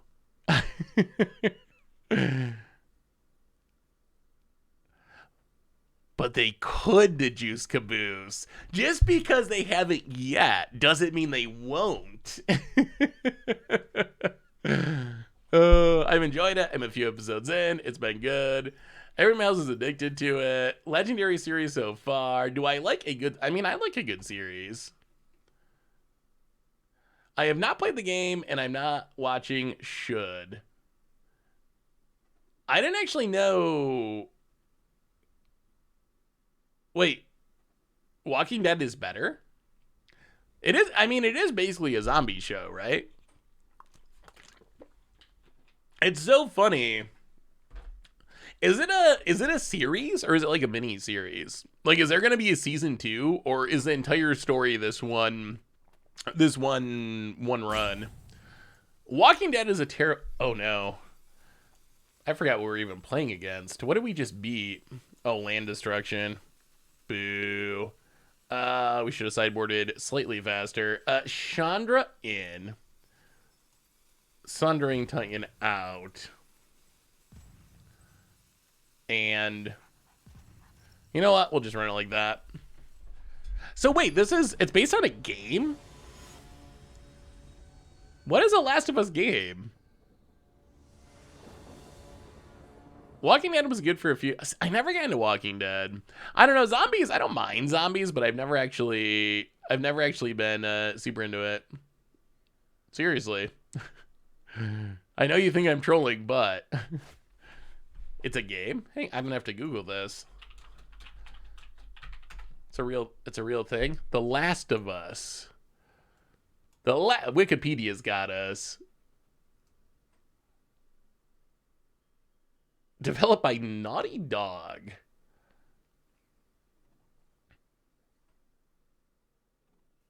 Interesting. Huh. Is the game good? Should I play the game? Should I give the game a shot? Most epic PC. What about... Oh, this is gonna go poorly if they have Land Destruction. What about Civilization? Wait, should I have heard of the game? Is that like a famous thing? Is that real? That's like a real thing that everyone knows? I didn't realize that. I don't know pop culture. If it's not magic or music, I'm probably not gonna know, or civilization, then I'm probably not gonna know about it.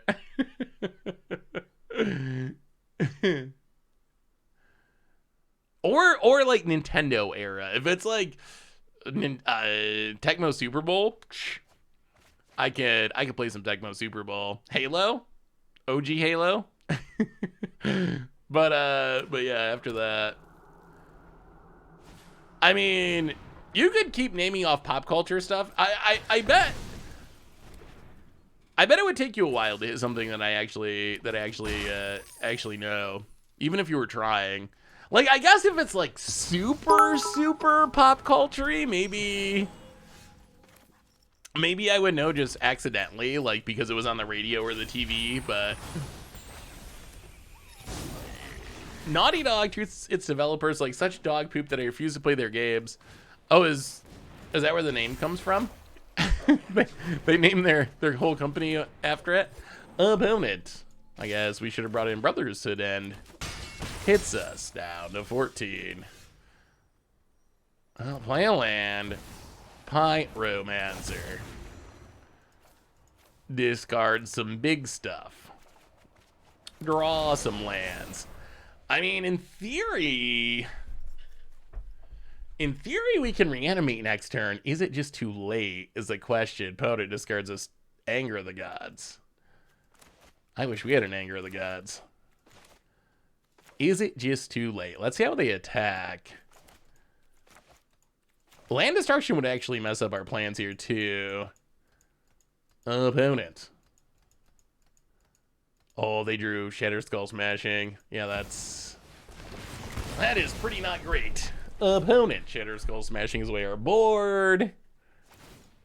Copies a dork. Big attack. Makes some treasures. Block the Llanowar. Take 6. So we're just dead if we reanimate. I guess we're just dead, period. Oh, wow. That was a weirdly aggro hand for a land destruction deck. Our opponent just, like, played a million 2/2s and we couldn't stop him. Huh. So I think we're literally dead, right? There's just no way out of this. I mean, Portal comes down, gets 2 Llanowars and a Goblin, but they have Lair of the Hydra, which can be like a 20/20 or something. Not quite that big, but it's going to be huge. I mean, you know what? We will reanimate Portal so we see, but unless our opponent is very bad at Magic, we're dead. Experimental Synthesizer. Hits a Goblin Engineer, play a land. Trash for treasure. Get the Portal. The Lair of the Hydra seals the deal back there. But I don't know. Maybe our opponent. I've seen people punt with Reflections of Kiki Jiki and creature lands where they like animate it and then try to get cute and copy it. Maybe there's some world where our opponent does that. But I think we just got, a few too many Fable the Mirror Breakers. That was a really weird draw for our opponent's deck. Sold 2 Fables at pre-release for $5 each. Oh, ouch. Ouch, ouch, ouch. I've never played it myself because I didn't have PlayStation. I watched a lot of people play it. The Last of Us? Is it actually worth playing? I'm so confused. Thursday is late stream day. I know. I had something come up for tonight. Opponent has seen the line of attacking against a tapped out opponent. Although they are going. Oh, okay. Opponent's just going full value mode. Gotta get in the value while you can. Yeah, I had something come up tonight. So rather than missing the stream, I figured we would just do a little bit of an early stream. This time we'll actually sideboard. Last time we did not sideboard much because we were distracted. We are on the play, which is big. We don't have a way to kill a mana dork on turn 1, which is annoying. Maybe we bring in the Abrade. What do we cut, though? Portal Graaz. I mean, Worm Coiled seems fine. We know they gotta have ways to kill artifacts. They're the artifact killing colors. What is the probability of hitting 13 lands in the top 20 cards of a 40 card deck? I can tell you that. How many lands are you playing? 17? You know what? You know what we can use to figure this out? The hypergeometric calculator.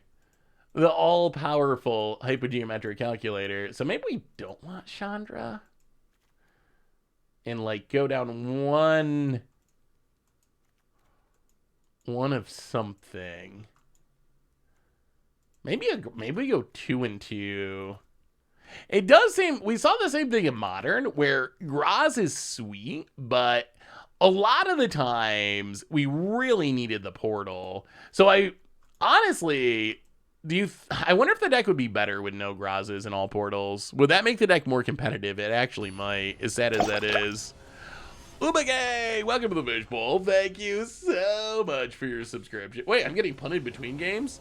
Thank you for your subscription. Big scoop for you. Thank you. Wait, what am I getting punted for? View the battlefield. I'm so confused. They tapped the lair to pay for fate. Oh, they got auto tapped. Oh, I didn't even see it. I was on other stuff. That's a scummy way to win. I'm okay with that. If it was auto tap, auto tapper is so brutal. 13 lands out of 20 cards in a 17 land deck. I mean, the odds are not going to be great, but oh wait, 17 13. Let's see. Wait, come on, calculator. We have important questions for you. What is going on? Okay. Calculate. Okay, so that'll happen every 2 in 10,000 games, roughly, on average, by the looks. So, yeah. Oh, a 40 card deck.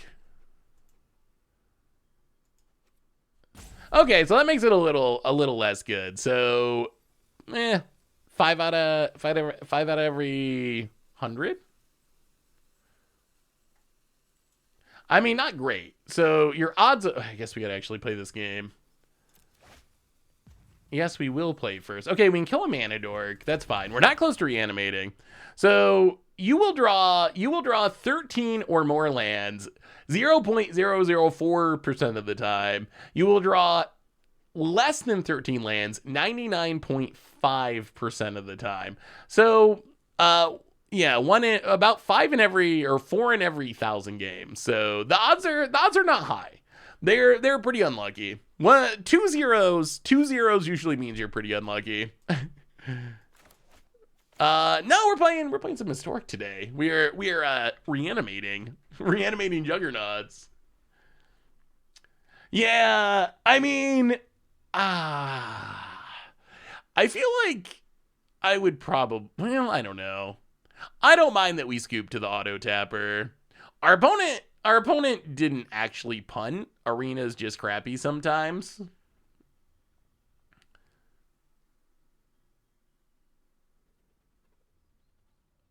Yeah, 1 in 250 probably makes more sense. Let's just Valakut Awakening. Yeah. Yeah, auto tapper. It's some of the sneaky special lands that they made in Phyrexia has made it even worse, I think. Some of those are especially brutal. Are we just taking Portal? Probably. Yeah, let's just go for the biggin. Curious how the litter box life is treating you. It has been a bit of an adjustment, I would say. Well, Fable the Mirror Breaker. Get pinged. Hit ya. Down to 19. It's been an adjustment. Cats are weird. I did not know how weird cats are, but they are weird. Weird. Well, discard and also discard. Well, play an Epicure. Get a blood token. Play a land. Seasoned Pyromancer. Draw. Well, another Seasoned Pyromancer is fine. Yeah, I had dogs growing up, and I've had bear for a while, so I know dogs. Cats are just so different. How does Judge Tower work? So I saw the Magic card video, but I didn't actually watch it in depth. How big is CC? I also have no idea how to... I also have no idea how to... Oh. I also really don't have any idea how to guesstimate a cat's weight. I actually don't know if we reanimate here. We probably don't. That is awkward, but... Go to combat, hit you a bunch.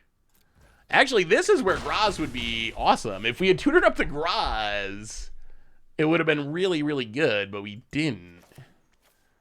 Yeah, play Shatter Skull tapped. Because our opponent can just blow up the portal, so we at least need them to play a creature first, so we get some value out of it. Opponent, Fable of the Mia Breaker. Okay, all right, that's enough value. We will accept that if we don't draw anything else. Untap, trash, ooh, trash for treasure. Portal. Sack the blood token. Out of your dorks. Hit you with the crew. Down to 8. Now our opponent has to spend their turn using Cinder Vines, or else the portal ruins them. Wait, so how does Judge Tower work? If you're trying to make Graaz work, what about going Gruul to use Saprolinks and Tendershoot Dryad? Tendershoot Dryad is a cool card. A gallon of milk is 8.5 pounds. I mean, so I randomly guessed 20 pounds, and a lot of people were like, that's a huge cat, there's no way. So now I have no idea. But that was my original guess, was 20 pounds. But apparently 20 pounds is like massive for a cat, so I'm guessing she's not that massive. I wonder, I might be able to get her. Let me see. Ooh, Goblin Engineer's nice. Tireless Tracker, out of here. Play the land, play the Goblin Engineer. Looking good. This deck actually feels pretty good. We're gonna take the Graaz now. We're gonna take the Juggernauts just in case. Hit ya. Down to 4. Can we Juggernaut him? Can we Juggernaut him? Hey, Cece. Hey, cat. Hey. Hey. See, cats, if that was Bear, he'd be running. He'd be running. Cece, though. Cece is not like that. Cats are not like that. You could, if I could find it, you would, you gotta do it. Kitty, kitty, here, kitty, kitty, kitty, here, kitty. Hey, cat, you over there. Come here.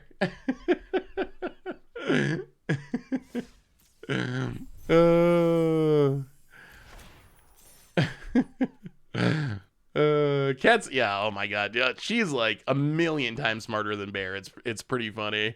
Bear, I love Bear. Bear is my buddy, and he's like my favorite, but he's not the smartest. Bear, everyone's focused on the cat, which makes sense because it's new. Bear got himself stuck in a snowbank the other day. We got a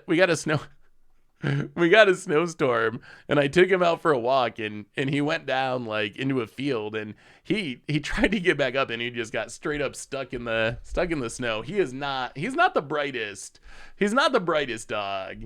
He's the friendliest, like most loving puppy in the world, but he's not he's just so like He's just so dumb. He'll like he loves to run away. Like I'll take him for a walk, and you can see like he's usually pretty slow. So he'll start to like kind of veer off down towards like the woods or something, and I'll start calling him bear, bear, and you can tell something goes on in his brain, and his little puppy brain is like, I'm not gonna listen, and he speeds up. He speeds up and like happily runs like into the woods, and then I'll find him, and he won't be able to make it back up to me because there'll be like some little vine or something that's like across his chest, and he's like 160 pounds. He could trample over a tree if he wanted to, but there'll be like some little vine that's touching him, and he'll just sit there and whine like until I go down and like move the vine off. I'm like, come on, bud. Like, I know you can do this. I know this vine is actually not stopping your huge body.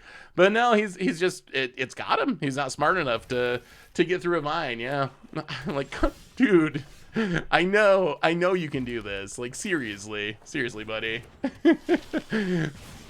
My first dog was standing in front of a cracked door and whined until you open the door next to her 2 inches to let her 90-pound butt through. What do you, So Bear whines around Cece. Not all the time, but he does whine around Cece sometimes, and I'm trying to figure out like, is he scared of Cece? Sometimes he actually does like jump back. Like sometimes he actually is. They'll be in the same place, and Cece will like walk near him, and he'll just like jump back, like, oh, she's gonna get me.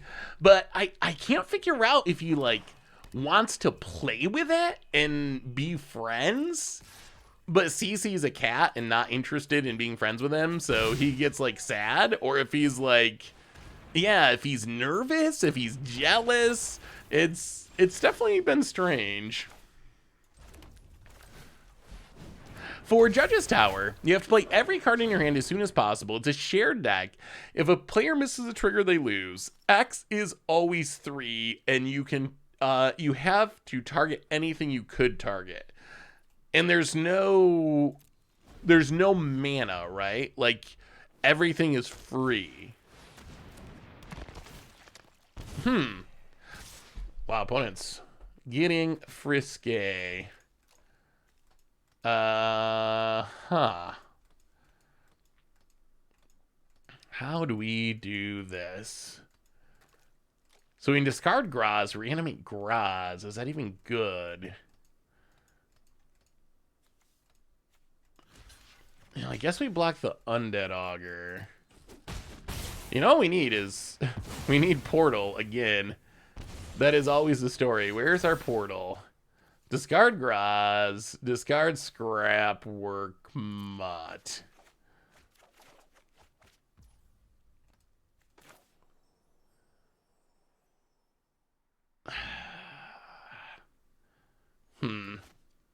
Seasoned Pyromancer. Discard. Oh, whiff on lands. Not a great time to whiff on lands, okay. We were counting on Indian land there. That's not great. How do you build a deck, though? Like, do you actually build a deck for Judge's Tower? Is it a pile of random... Is it just a pile of random cards?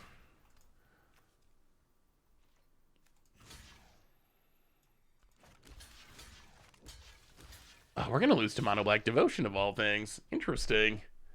Interesting.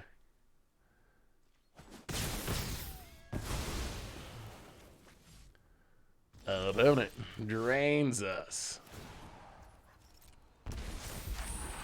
Flip the Saga.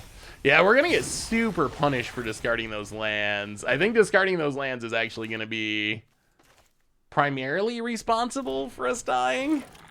Maybe we can survive the turn and then Portal and then Graaz. Like, that's our best bet. Run out the Voltaire Epicure.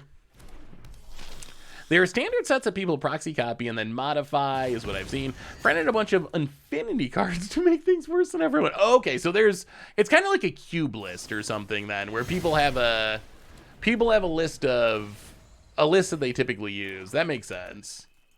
Opponent goes attacking. Well, we will block and block. And opponent, no Gary's. No Gary's a Valve Sleeper. Okay. Levels up a Valve Sleeper. Levels up a Valve Sleeper. Oh, I think we got a shot. I think we got a shot unless they draw a 1-drop, and they don't. Okay. So we get drained. However, Portal to Phyrexia. Sack the blood token. Sweep the entire board. Whoa, comeback time. Comeback time. Comeback time. Out of your Sheoldred and Gary in Sleeper. Play the land. Nykthos turned off. Opponent, are we getting back in this? Thoughtseas, that, take the Tash for treasure, I guess. Yes, yes, yes, that's okay. That's okay. About it. Takes the Engineer. And is this deck, did we break it? Did we break it? Opponent casts a Lockwing to draw a card. Well, take Sheoldred. Gain some life. Scrap Work Mutt. And a scoops it up. I kind of wanna Judge Tower deck now.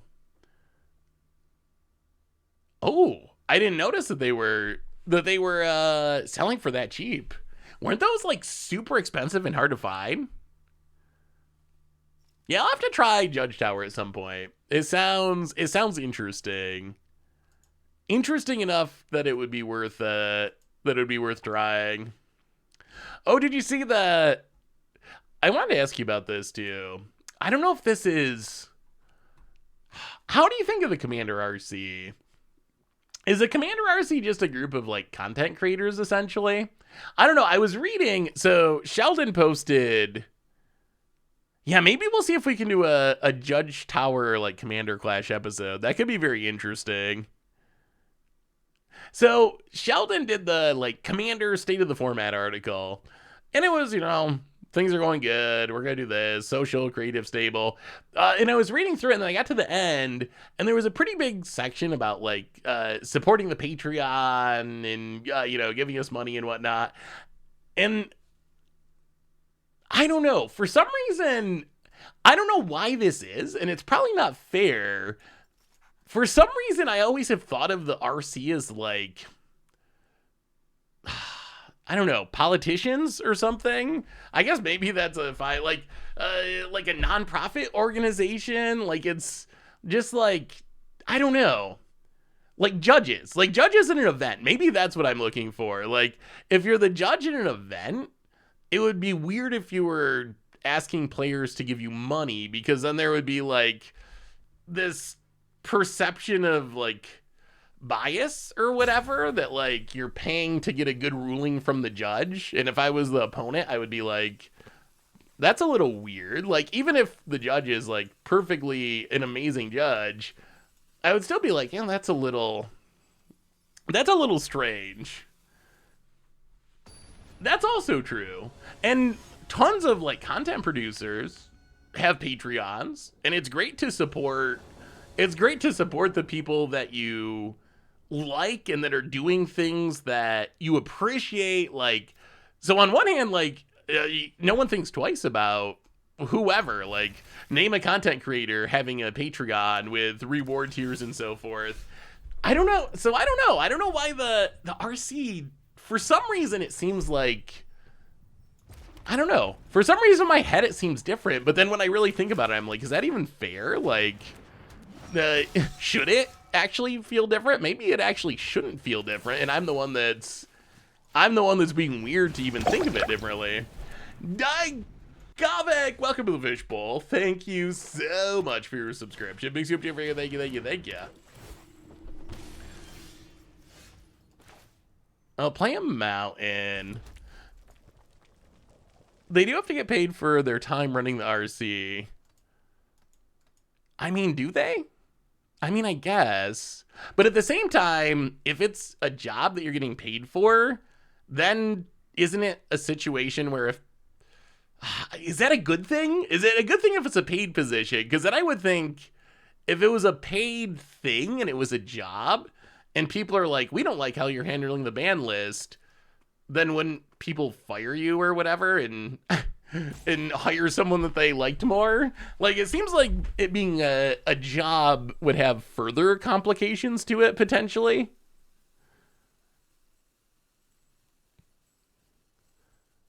I don't know. I think it's interesting, though.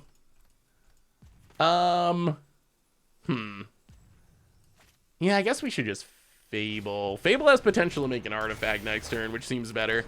I didn't read the Magic story today, but I heard people say...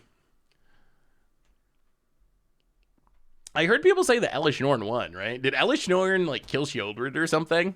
A victory for Panharmonicons everywhere? I need to read more of the lore, I think. I need to keep up on it. Is it worth it? Is it... How is the state of Magic lore these days?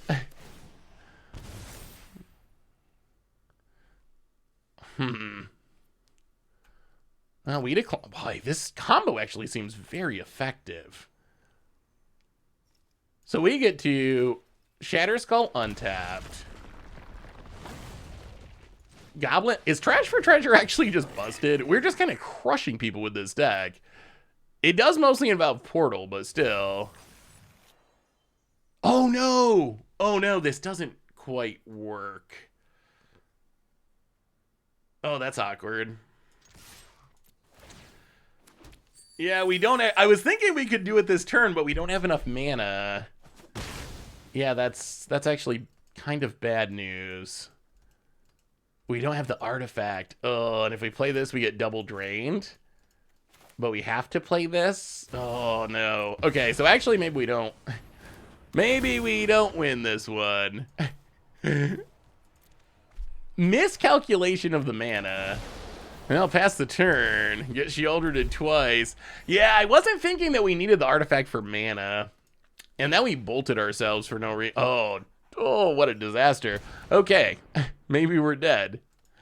Yeah, I thought we had enough. All right. Oh, we needed it last turn. We needed it last turn. Little bit too late to the party on that one. Well, we can bring in an answer to Shieldred, I guess. Paying 3 was not as fun as it might have looked. Norn expecting absolutely nothing from Luco is my favorite part of the story. How is the state of the Magic story these days? Is it worth reading? Like, would you recommend reading it? As someone who doesn't normally read the lore, I always hear such mixed things. Where some people, depending on the story in the set, people are like, oh my god, this is the worst thing I've ever read. It's a travesty. And then other times people are like, you should read it. It's like super good. It's recovered decently well. I mean, I know a lot of people really appreciate it. And I saw someone post something, someone from WotC, I believe, on Twitter about, like, this is paid for with clicks. So if you want us to keep doing the story, like, click on it to support it so we keep doing it. And that makes sense. So I might have to start clicking on it for the sake of everyone who does love it. Even though, like, for me, I guess it would be good to keep up on anyway. It would be probably a little bit helpful with spoiler videos and stuff like that. So it'd probably be worth it just as on that level. So we'd be able to talk about it or whatever. Well, we're going to try this. We do need one more land. We have 3 really strong 3-drops and good stuff to get in the graveyard.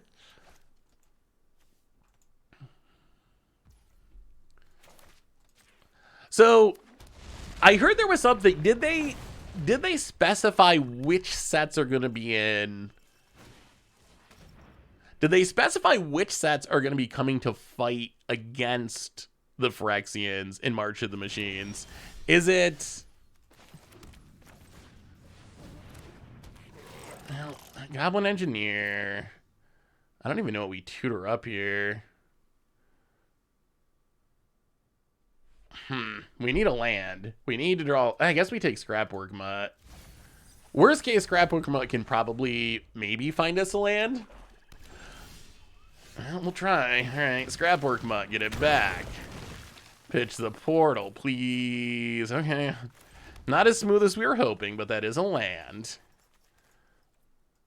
Hit you with both. Down to 17. Opponent. Going to go blank. Well, discard and discard. Opponent's all about that discard. Well, Fable of the Mirror Breaker. And Mountain, and hit you with a Goblin down to 16.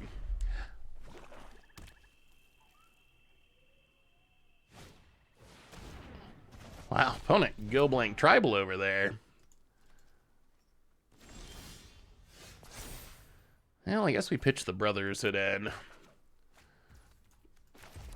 Well, play a land down to the Bugbear. Do some attacking. Get some triggers. I mean, maybe we can win with a janky beatdown to punish our opponent for going all discard. Nykthos, a Valve Sleeper. Sheoldred. Alright, well. Flip. Synthesizer.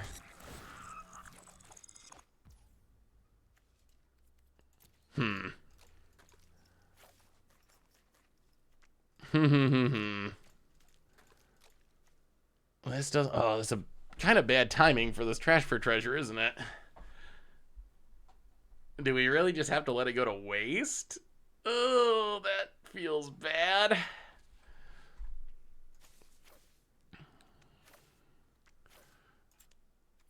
Well, sack the synthesizer. Make a 2/2.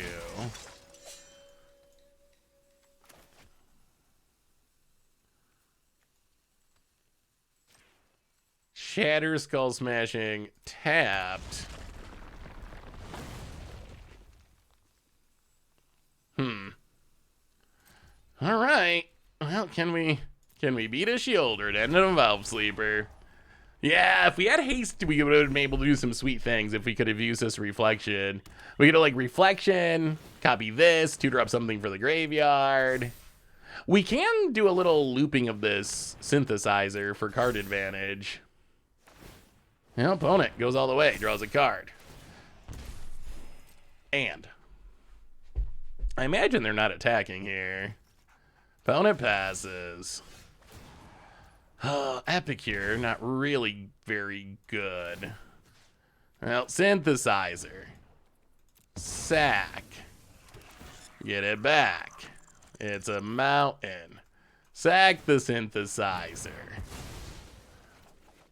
It's even more mountains. Play a land. Play the wow, we're fizzling a bit. Okay. I mean, we got a big board, but our opponent's also going off over there, and they have Gray Merchants in their deck. And they get to keep drawing cards. Undead Augur is a weird choice in this deck. Opponent's gonna draw some cards. Sleeper draws a card. They're actually gaining life every time they do this because of Sheoldred, which is kind of bonkers. Opponent. Passing. Well, copy the engineer.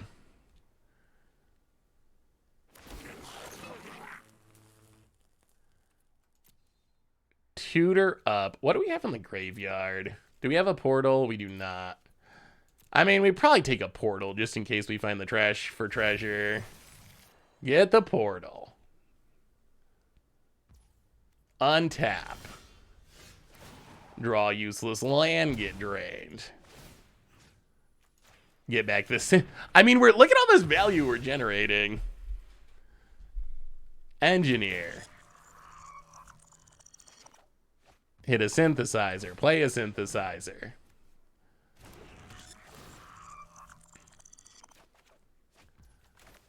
Hit a Epicure. Play an Epicure.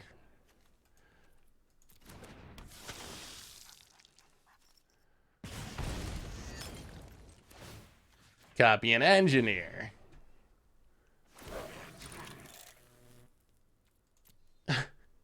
Tutor up a synthesizer. Get back a synthesizer. Wait, can we play a land still? Yes. All right, sack a synthesizer. Get back a synthesizer. So many game actions that are doing nothing. Would stick together be too good for standard?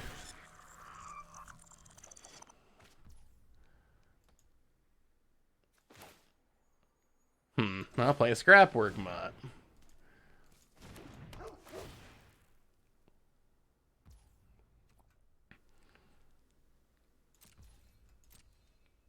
And I guess we passed the turd. Oh, stick. I actually gotta read the text on Stitch Together again. It's been a while. Stitch Together. 2 mana. Return target creature from graveyard to your hand. Threshold from your graveyard to play. It would probably be pretty busted. It would probably be pretty good. Opponent finds an Obliterator and draws a card. All right. I mean, if we're gonna do something, we really need it to happen soon-ish. It's an interesting attack.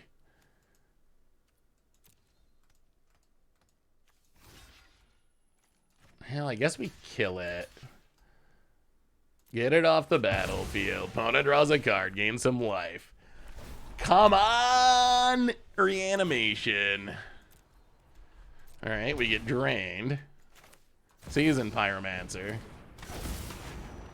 Ouch, ouch. Oh, there we go. There we go. That's what we were looking for. Okay, down to 8, but we got some trash, and we're gonna get a treasure. Yeah. Portal. Get rid of all those problems. Out of here. Play the land. Reflection. Copy Season Pyromancer. Draw some more cards. Our opponent almost got us. They almost got us. Go to combat. Swing with the crew. Make a treasure. Ah! This deck's good. This deck's good. This deck's actually good. Stitch Together, I think, would be pushing it. It seems like you should be able to get stuff in the graveyard pretty quick.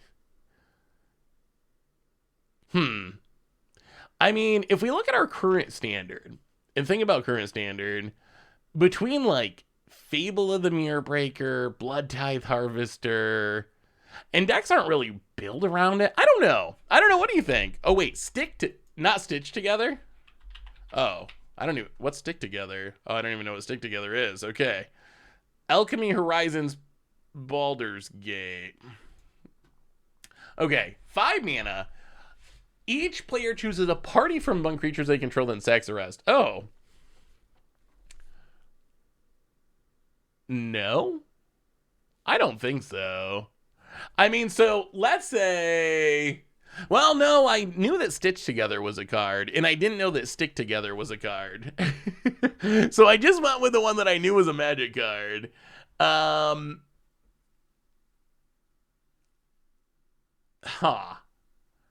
So the upside is... So let's talk about its absolute best case. Its best case is you have a full party, your opponent has no party. You get a 5-mana... pseudo plague win. Maybe you gotta sack some stuff, but mostly you keep your board, your opponent loses their board. That's a pretty powerful effect.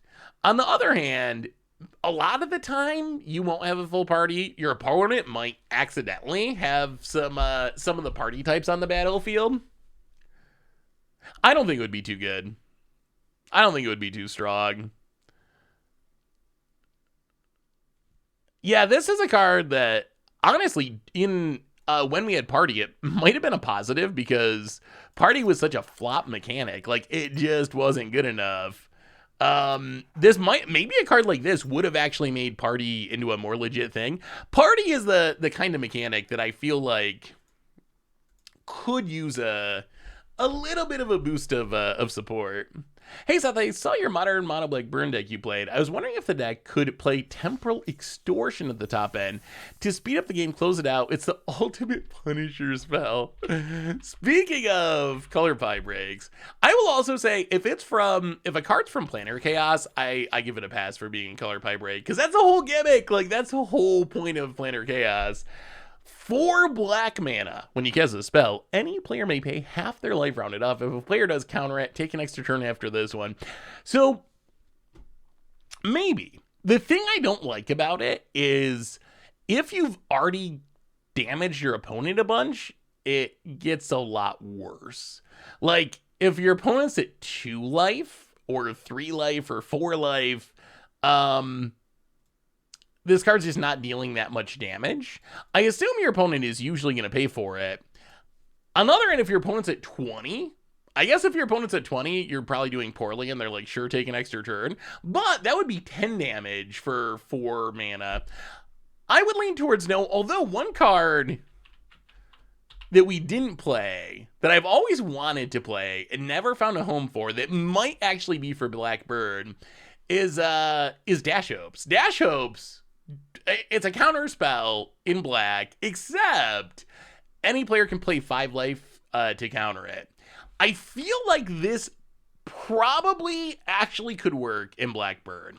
It is really, really difficult to use, but you really want a deck that is going to pressure your opponent's life total to turn this into a real counter spell. So I think this one could be worth it. If your opponent's at 20 and they're like, well, I want my spell to resolve, you're getting 5 damage for 2 mana. That's actually a very good rate, especially for black, but even for red, 5 damage for 2 mana is like over the top. And then in the late game, it's going to turn into a hard counter because your opponent's going to be so low on life that you just can't afford to pay for it. And then a counter spell for 2 mana that no one will ever expect. So if there was one thing that I feel like I missed with that deck, especially when we were talking about updates, because we just played the viewer deck straight up for the episode, but I think Dash Hopes is a card that I would play in that deck, at least in the sideboard. Yeah, I want to. So actually, Dash Hopes would probably be very bad in a deck with the white counters, because this really needs you to be pressuring your opponent's life total, and the white counters don't. But I definitely want to build the Mana Tithe into White Remand into Lapse of Certainty deck. Stone Rain, your dream of the white counter spell deck. It might become reality thanks to the Lord of the Rings set. The new Remand, that's the kind of thing that we build an Against Odds episode around. That's a kind of justification. Like, we have this new white counter spell. That's a thing that I think might actually make it happen. So wait a little bit more for the Lord of the Rings set, but I'm pretty confident that that's going to make the white counter spell deck an actual thing we can try.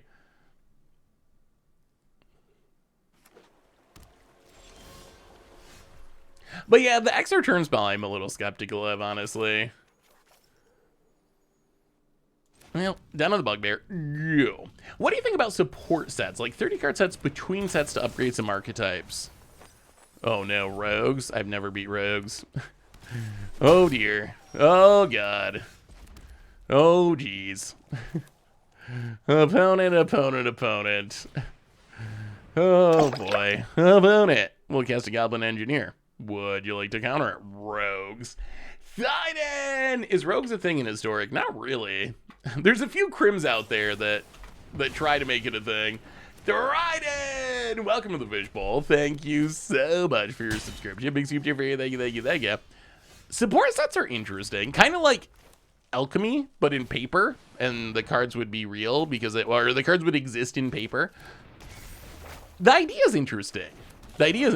I kind of like it. Slither Wisp for our opponent. And Soaring Thought Thief for our opponent to draw a card. And mill us. And opponent passes. Well, discard and discard. Now we draw the portal. Go to combat. Attack you. Not that we're going to be able to resolve anything against this deck anyway. Get in, make a treasure.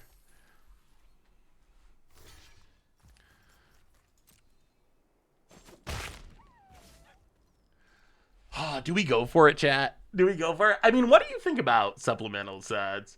Kind of like Aftermath. Aftermath would kind of be a first attempt at that.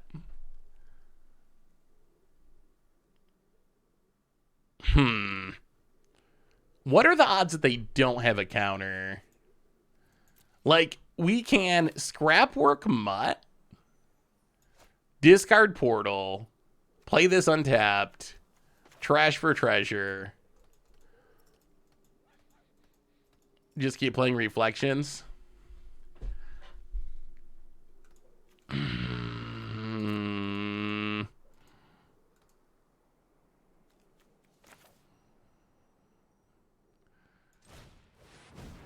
Fable the Mirror Breaker. Well, we'll play it safer. Safe-ish. Make another goblin. Play the Valakut Awakening. Pass the turn. Oh, Cycle's Fetid Pool. I think we should have went for it. I don't think they had it. About it. Land. Goes attacking and attacking. And attacking. Wait, don't we get to kill their Slither Wisp here? Block? Block your Slither Wisp? I think supplemental sets could be cool. And it would be a good way to... Oh, sweet mother.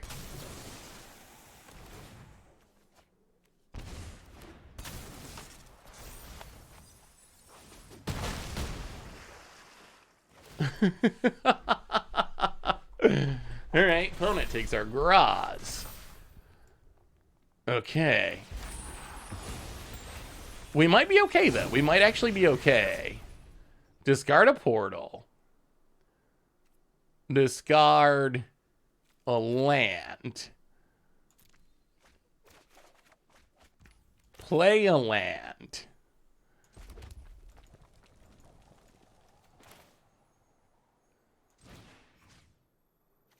Portal. Sack the treasure. What are we sacking about it? What are we sacking? I'm glad the portal wasn't in the graveyard. Wow, they keep the Graaz. Interesting. Graaz does get chumped. That is one of the drawbacks of Graaz. Yeah, let's get in. I think we just want to play the Seasoned Pyromancer. About it. Blocks with our Graaz. Seasoned Pyromancer. Discard a couple cards. Wow, we took a very good Xerath hit. I think we're going to be okay. What is considered budget? The cost of cards of cost in Arena. So Arena makes budget very, very complicated. Arena budget is not easy. But in general,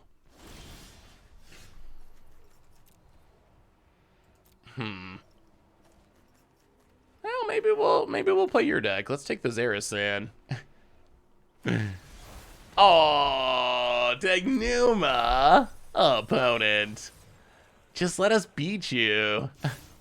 What's up with you trying to win? Well, flip the Saga.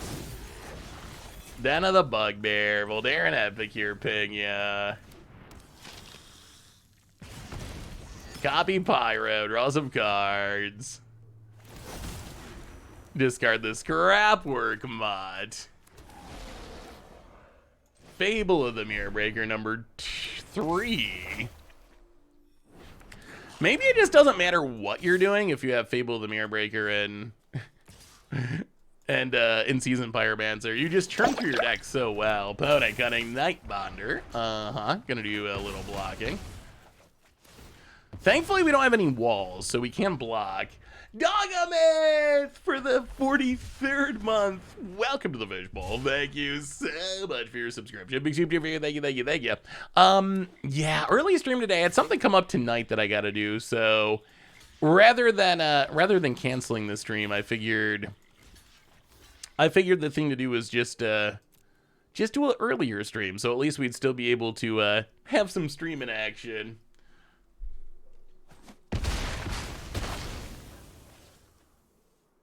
How are you, dog, by the way? Yeah, this deck has crushed it. We have not lost yet. Well, let's take a Seasoned Pyromancer from our graveyard. Not gonna get that one with your channel lands now, are you, opponent? I mean, I think we're gonna win this. Oh, there's a Graaz, too, and an Abrade. Well, discard the Graaz. Discard the channel land. Play a land. Copy Seasoned Pyromancer, discard some cards. Oh, I guess you can't do things in response. Copy... Actually, hang on. Seasoned Pyromancer. They just keep coming! An opponent scoops it up. I've been playing that Cothaliferate deck you showed off recently. Yes, Fable is a workhorse. Yeah, Fable is. It is a ridiculous Magic card. It is a ridiculous Magic card. So, Arena budget. There's no solid definition of it, unfortunately. This can't hit our graveyard, can it? Only opponent's graveyards. It's a little awkward. So yeah, there's no super clean definition of budget on Arena. I usually try to go with somewhere between 10 to 15 rares and mythics. Some people are happy with that. Some people say that's too much. I find, especially for like standard decks or explorer decks or historic decks, that's a tight budget. I think that's a very tight budget. Maybe that'll change if they start knocking more land cycles like we saw with the Snarls and Shadows of Innistrad. If we get more land cycles that are somewhat playable and don't take rares, that'll make the budget much more practical. But the problem I run into, like, with the standard decks or modern or whatever, any constructed format, really, outside of Historic Brawl, one of the upsides is you can just play all the janky lands and it doesn't matter nearly as much. I guess we should sideboard here. What are we cutting? Soul Seer seems necessary. We want the instant speed removal. Maybe, like, one Epicure, one Fable? Actually, maybe we go down one Graaz. We saw our opponent steal our Graaz. We don't really want that to happen. But a standard deck, like, look at a standard mana base. Even, okay, this is just Grixis. You have, even if you exclude the, like, you don't really need the channel land. That's kind of nice upside. Look at this mana base. 3, 6, 9... 13, 16, 20, 24. Like, just to build the mana base is 24 rares. So it's very, very difficult to build 3-color decks. Even 2-color decks can be a challenge. Like Soldiers, 4, 5, 4, 8. So you got 8 dual lands, 12 dual lands, and then some extras. If you're trying to do a 10 to 15 rare budget, just playing a decent mana base really sets you back. So, I don't know. I hope we see more. I really, really, really hope we see more of the lands getting downgraded like we see in Shadows of Innistrad Remastered. That would be such a huge deal. Like, it would be huge for budget Magic, but I think it would also just be, like, so good for players.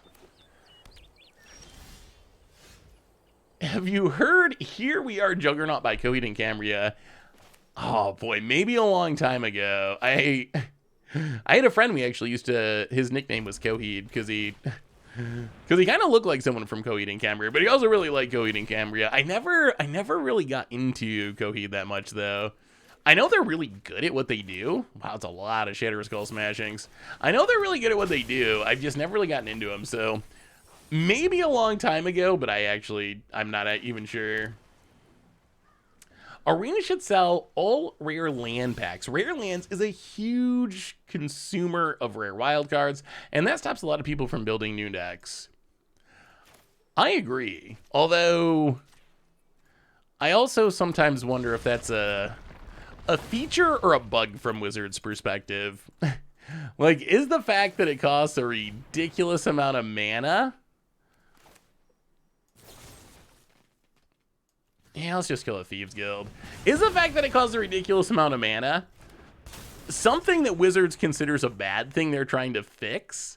Or is it something that Wizards celebrates because it means people got to spend a lot of money on their cards?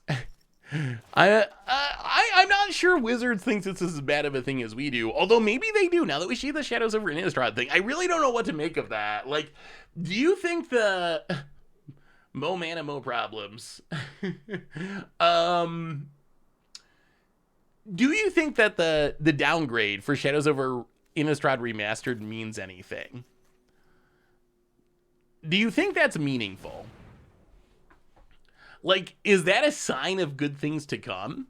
Or do you think it's Wizards just being like, this land cycle is so bad, and this is a special set. People already, you know, whatever, like, we'll just, for this one time, we'll just do it this way. The dual lands, ooh, I don't know if I left the window up. I did leave the window up. The dual land cycle in Shadows over Innistrad, for the first time that I could remember, at least in a long time, actually got downgraded to uncommon. So this was originally printed as the rare dual land cycle in Shadows over Innistrad. For Shadows over Innistrad Remastered, the lands are gonna be an uncommon, which is pretty huge. Like, more lands uncommon is such a huge thing for players. Sort of good for budget Magic. It is good for budget Magic, but God, do I hate the Snarls. That is like my least favorite. It's like my least favorite land cycle. So I am happy, and I'm sure we'll probably end up playing them some just because we don't have a choice, but boy, do I dislike that cycle. The Snarls we don't know about. Those aren't in Shadows over Innistrad Remastered, so whether or not there's any impact there, that remains to be seen. Well, I mean, I guess we pass. I'm not feeling super great about where we're at. Locked under the Slitherwisp is doing work for our... Oh, goodness. The Slitherwisp is doing work for our opponent. Opponent draws more cards. Mills more cards, goes to combat, gets in with the Thought Thief, mills more cards. I think the Slitherwisp is a problem. I don't know how we stop it though, because our opponent... Alright, we're going to have to try to do some shenanigans. So play the land, Fable the Mirror Breaker. See if our opponent will tap down to counter. Oh, they don't. Okay, opponent. Wise to our shenanigans.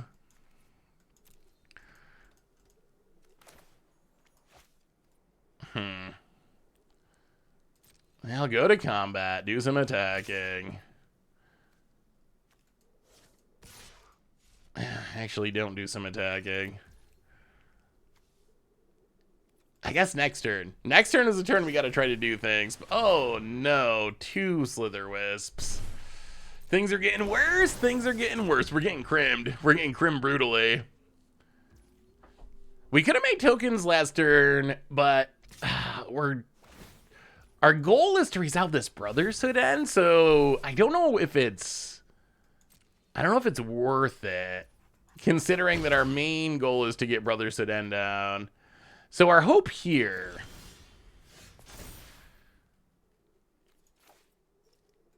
let's see if this works. So we draw a mountain. So we can try to trash for treasure as a bait spell. We're going to trash for treasure as bait. Try to get the portal. I assume this is going to draw out the counter.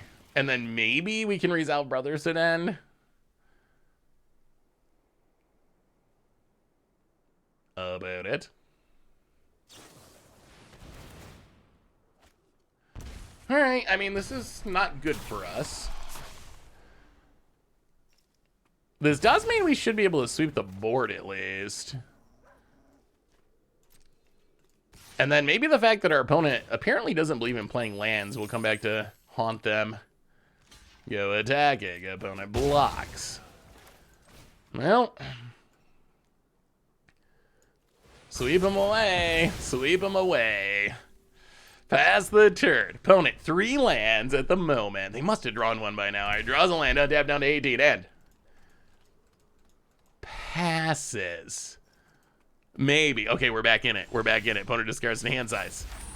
We flip our Saga. Experimental Synthesizer. Draw a card. We got a chance. We got a chance.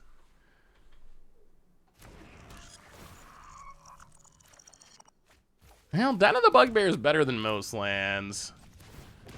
Scrapwork Mutt.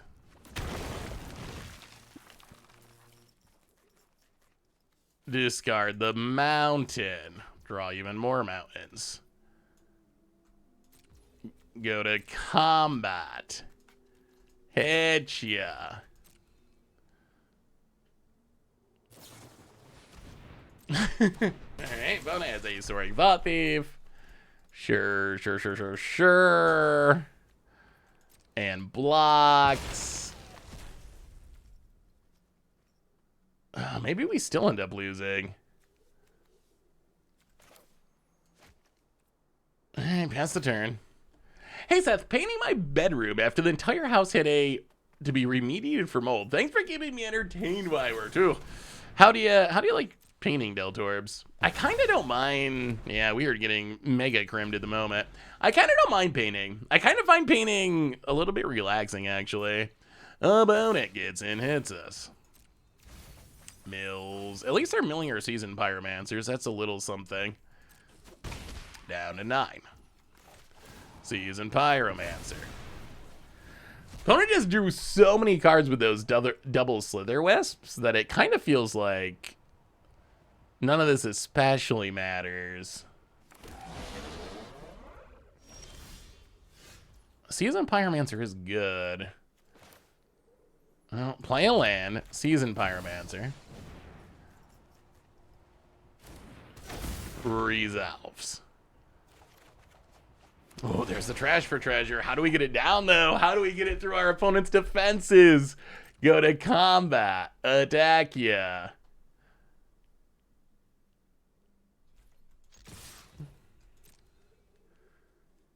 Opponent bounces a token. Okay. Drops to 17. Well, we will pass the turn. Oh, this is so close. This is so close. Not really. Only our opponent in Crim.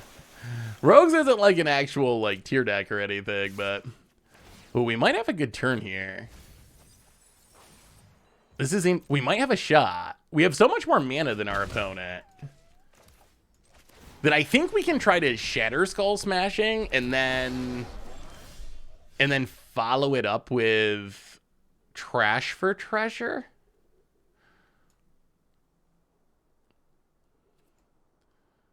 I'll go to combat, attack ya. See if our opponent does anything. We got a plan, we got a plan. Opponent takes it. Well, 1, 2, 1, 2, 3, 4. We can start denning at some point. Shatter Skull Smashing. See if we can kill him. I mean, we got to resolve one of these. If our opponent can counter both of these, then we're in serious trouble. Opponent has a negate. Well, Trash for Treasure. Go for Portal. Sack the Synth. If they just have all the counters like Rogues is known to do.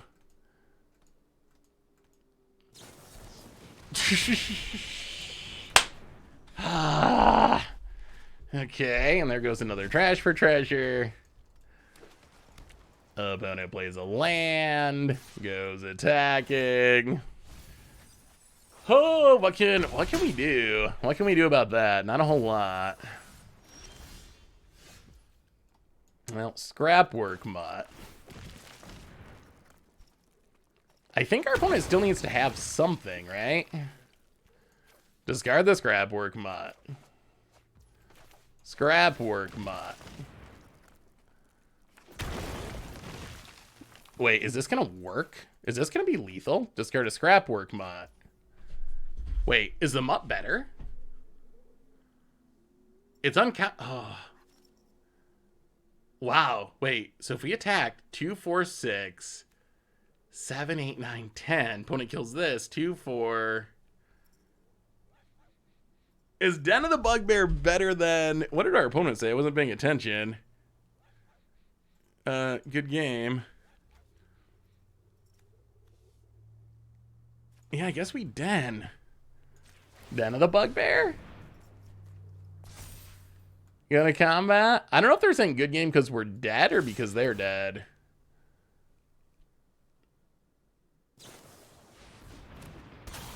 Urtai. Should have done that earlier.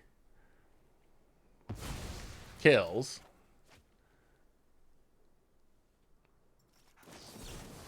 Oh!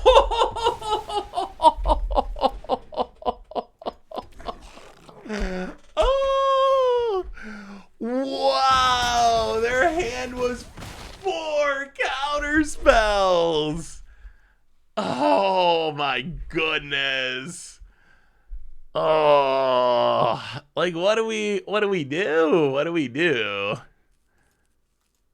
We didn't win.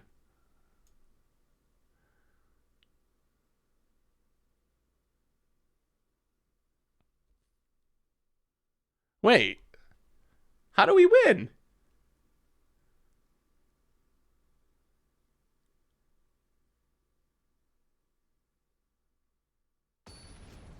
There's no... Our opponent was at 9. We had 7 damage. Did I miss... Did I actually put that?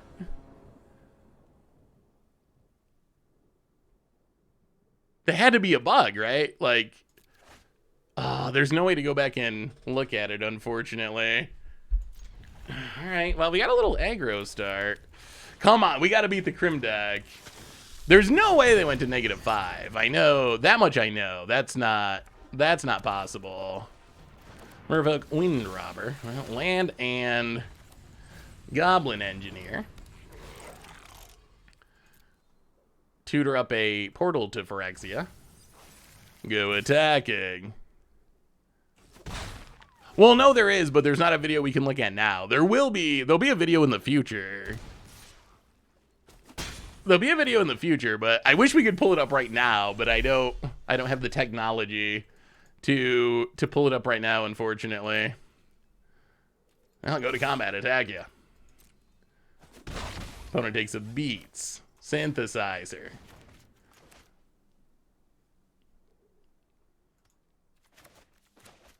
Are we countering opponent? No. Now we hit a land, a scrap work mutt. Are we countering opponent? One of the way to beat the control decks is just to attack a lot. Be aggressive enough that they can't afford to sit back on their... Do we even want to discard anything?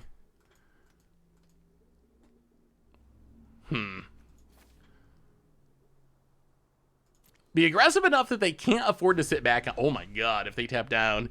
That they can't afford to sit back on their counters. That's the goal. Opponent, Fetid Pools tap, gets it for 1, mills us. I mean, if we get a portal here... I'll go to combat. Attack you. Opponent takes it. Seasoned Pyromancer. Come on. Resolves. Discard, discard. Play the land and pass the turn. That's a big board. About it. Borrows a treasure. When does Air Sand come down? That's a question.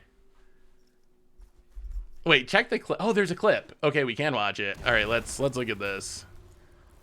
Hang on, let's finish this turn and we'll look at it. I'm curious. Opponent gets it, hits us. Down to 17. Well, discard the mutt. At some point, they're going to have to tap down. At some point, they're going to have to tap down. Fable of the Mirror Breaker. Graaz. Well, scrap work, mutt. Discard Graaz. Go to combat. Attack you. Opponent runs out a Slitherwisp.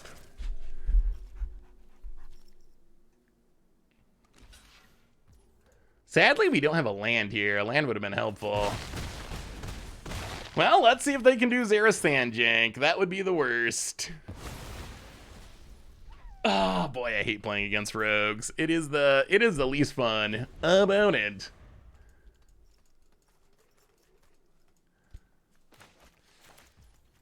Goes to combat. Oh, actually, Slitherwisp makes them lose life, doesn't it? Oh, each opponent loses a life. Wow, that card's way better than I realized. Play the land. Go to combat. Attack ya.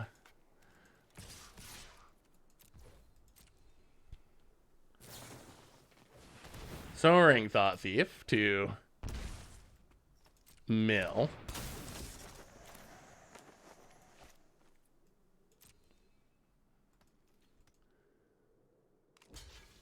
Opponent blocks and blocks.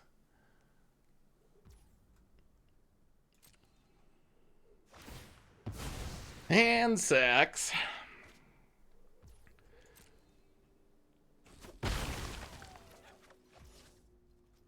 All right, past the turn. Can we somehow get through these last points of damage?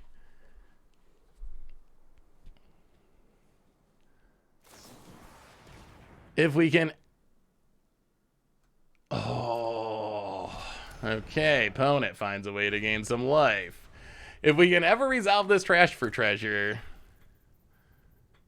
Now we're hoping they go for Xerath, because if they do, we win. Opponent goes attacking. We will take the beats. Down to 13.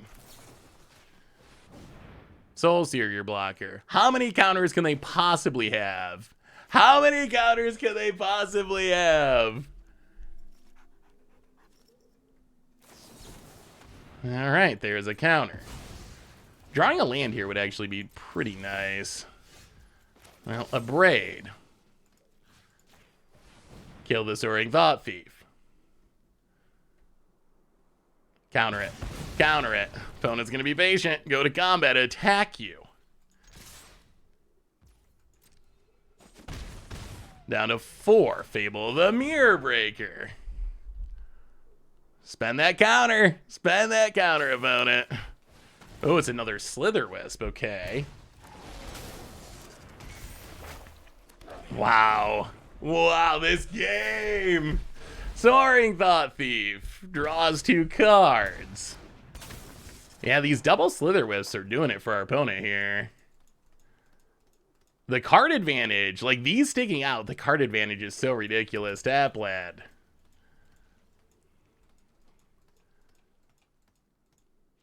Opponent passes.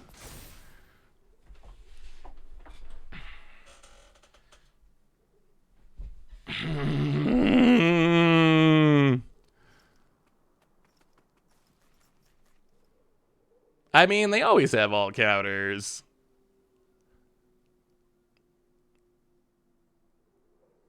What do we do?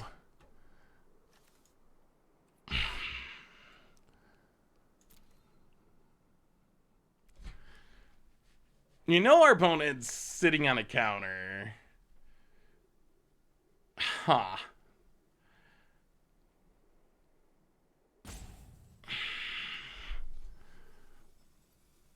I mean, if we trash the counter it and we lose. I mean, no matter what we do, it ends with the they counter it and we lose, unfortunately. Go attacking, make a treasure.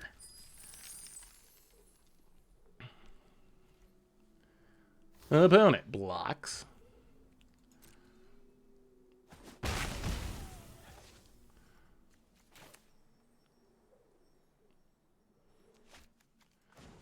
Well, okay, let's get our trash for treasure countered.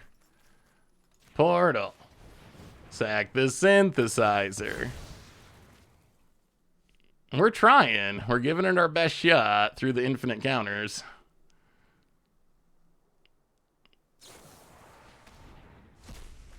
Opponent has another Cling to Dust.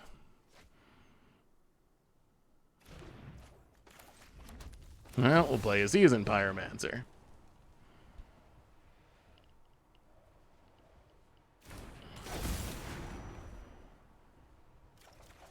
Draw a couple cards. Pass the turn. Oh, we're trying. We're really trying. I just hate playing against this deck. Call the Death Dweller to reanimate some stuff.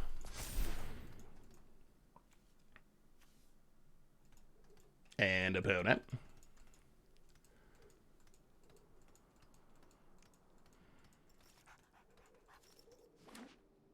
Plays a tap land.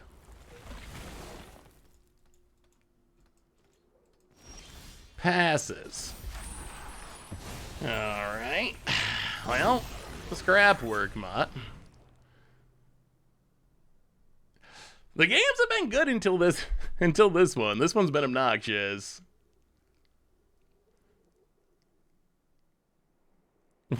We're giving it our best shot against the crimmiest deck of all time. Opponent lets it resolve. We discard a land. We draw even more lands. Fable of the Mirror Breaker. That also resolves. We will pass the turn, but we're just straight up dead here, unfortunately. Brazen Borrower, and that is lethal. Well, our opponent had every answer every time. That was, I guess, well played, probably. Oh, well, we go out on a sad note with our only loss with this deck. Thankfully, we lost to a deck that, you know, is 0.0001% of the meta or whatever. But the Reanimator deck actually seems really good. All right, let's look at this clip. Did we punt away game 2? Gonna combat? I don't know if they're saying good game because we're dead or because they're dead. So we attack. Our opponent plays Urtai. Urtai should have done that earlier. Kills it down to the Bugbear and gives our opponent a blocker. So that's just game, right? So our opponent blocks here 2, 4, 5, 6, 7, 8, and they have another removal spell, so it's even worse. Then they have Drown in the luck. So even here, even if they forget to block, they don't die. They're at 9, we hit them for 8, and then they swing for lethal. Those were close matches, I'll give it that. Oh, I guess because of the token, if they forget to block, but they did block. Their hand was poor. Yeah, Arena, I don't know. Arena's odd. Hopefully, I guess they should probably fix that, because I guess I can see how that would confuse people, because it does say our opponent's at negative life, but they definitely are not actually. They're not actually at negative life. What is it like? So once we scoop, it sets our opponent's life total to 0 randomly, I guess. So we concede. Yeah, we concede. For some reason, Arena's like, you're at 0 now. I guess because you're not in the game, so everyone's at 0 life. But we're not at 0. I don't know. That is a very odd bug. That is a very odd bug. 4 counter spells. Yeah, opponent. Yeah. Oh my goodness. So I mean, it was their hand was. It went the way we thought it did, but Arena definitely had a weird visual bug there for sure. Huh? Yeah, that is a weird one. That is a weird one for sure. I don't know, but maybe I don't know. Maybe that's something that's worth fixing at some point in the future. Oh, it is a stupid bug. So what do we learn about these decks today? We learned that Historic Mill Needs some work. It can pick up fast wins, and there are a lot of good mill spells, but boy does it struggle against any sort of aggro deck. Maybe it's got to be more of a control deck. Maybe it's a crim deck. Maybe you gotta like cut back on some of the mill stuff and play just like sweepers in the main deck and a bunch of removal in the main deck. But building it like a modern mill deck where you're very focused on like combo milling seemed like it was just a little too slow against aggro. On the other hand, the Graaz deck seems pretty great. I think we went, what, 4-1 or something with the deck? Our only loss was to that rogue deck on the end, and our opponent, I guess, just played that. They just left up their stuff all the time. They played it like you should with a rogue deck. So, but this deck felt legitimately good, although I will say, as much as it hurts, it's kind of the same takeaway as in Modern. Like, it was really Portal of Phyrexia that was winning the games. Like, Trash for Treasure on Portal is kind of very strong. Graaz is a nice, fun, like, backup plan, but it didn't seem like, I don't know. Most of the time we're trying to get Portal. We're trying to get Portal and then go to Graaz rather than get Graaz and go to Portal. Yeah, the Great Destroyer, I'm sorry. Yeah, I guess I got a dinner thing tonight out of the blue that came up at the last minute. So rather than canceling the stream, I decided to stream early. But that does mean we're just wrapping it up. So I'm sorry if you're someone who's just coming in. We'll be back next week at the normal time. I promise you. So reminders on the way out the door today. Replay YouTube. That's where you can find all the old streams, including this one in the future. Normal YouTube. Tons of stuff coming up on there. Tomorrow there's a pretty funny Against the Odds episode that's probably worth checking out. So keep an eye out for that one if you're looking for some more fun. And one more reminder that our sponsor today is Card Kingdom. If you need some magical cards, you get them over at cardkingdom.com/MTG Goldfish. And most importantly, thank you to all of you. Y'all are amazing and awesome and spectacular. And I love you so very much. Sorry for the time change for today's stream, but we'll be back to normal next week. So I hope you all have a great night. Have an amazing weekend. I love you all. Whatever you're doing, enjoy it. Have a blast. And yeah, we'll be back on Tuesday for some more fun. So until then, everyone, have a good one, and I will talk to you soon.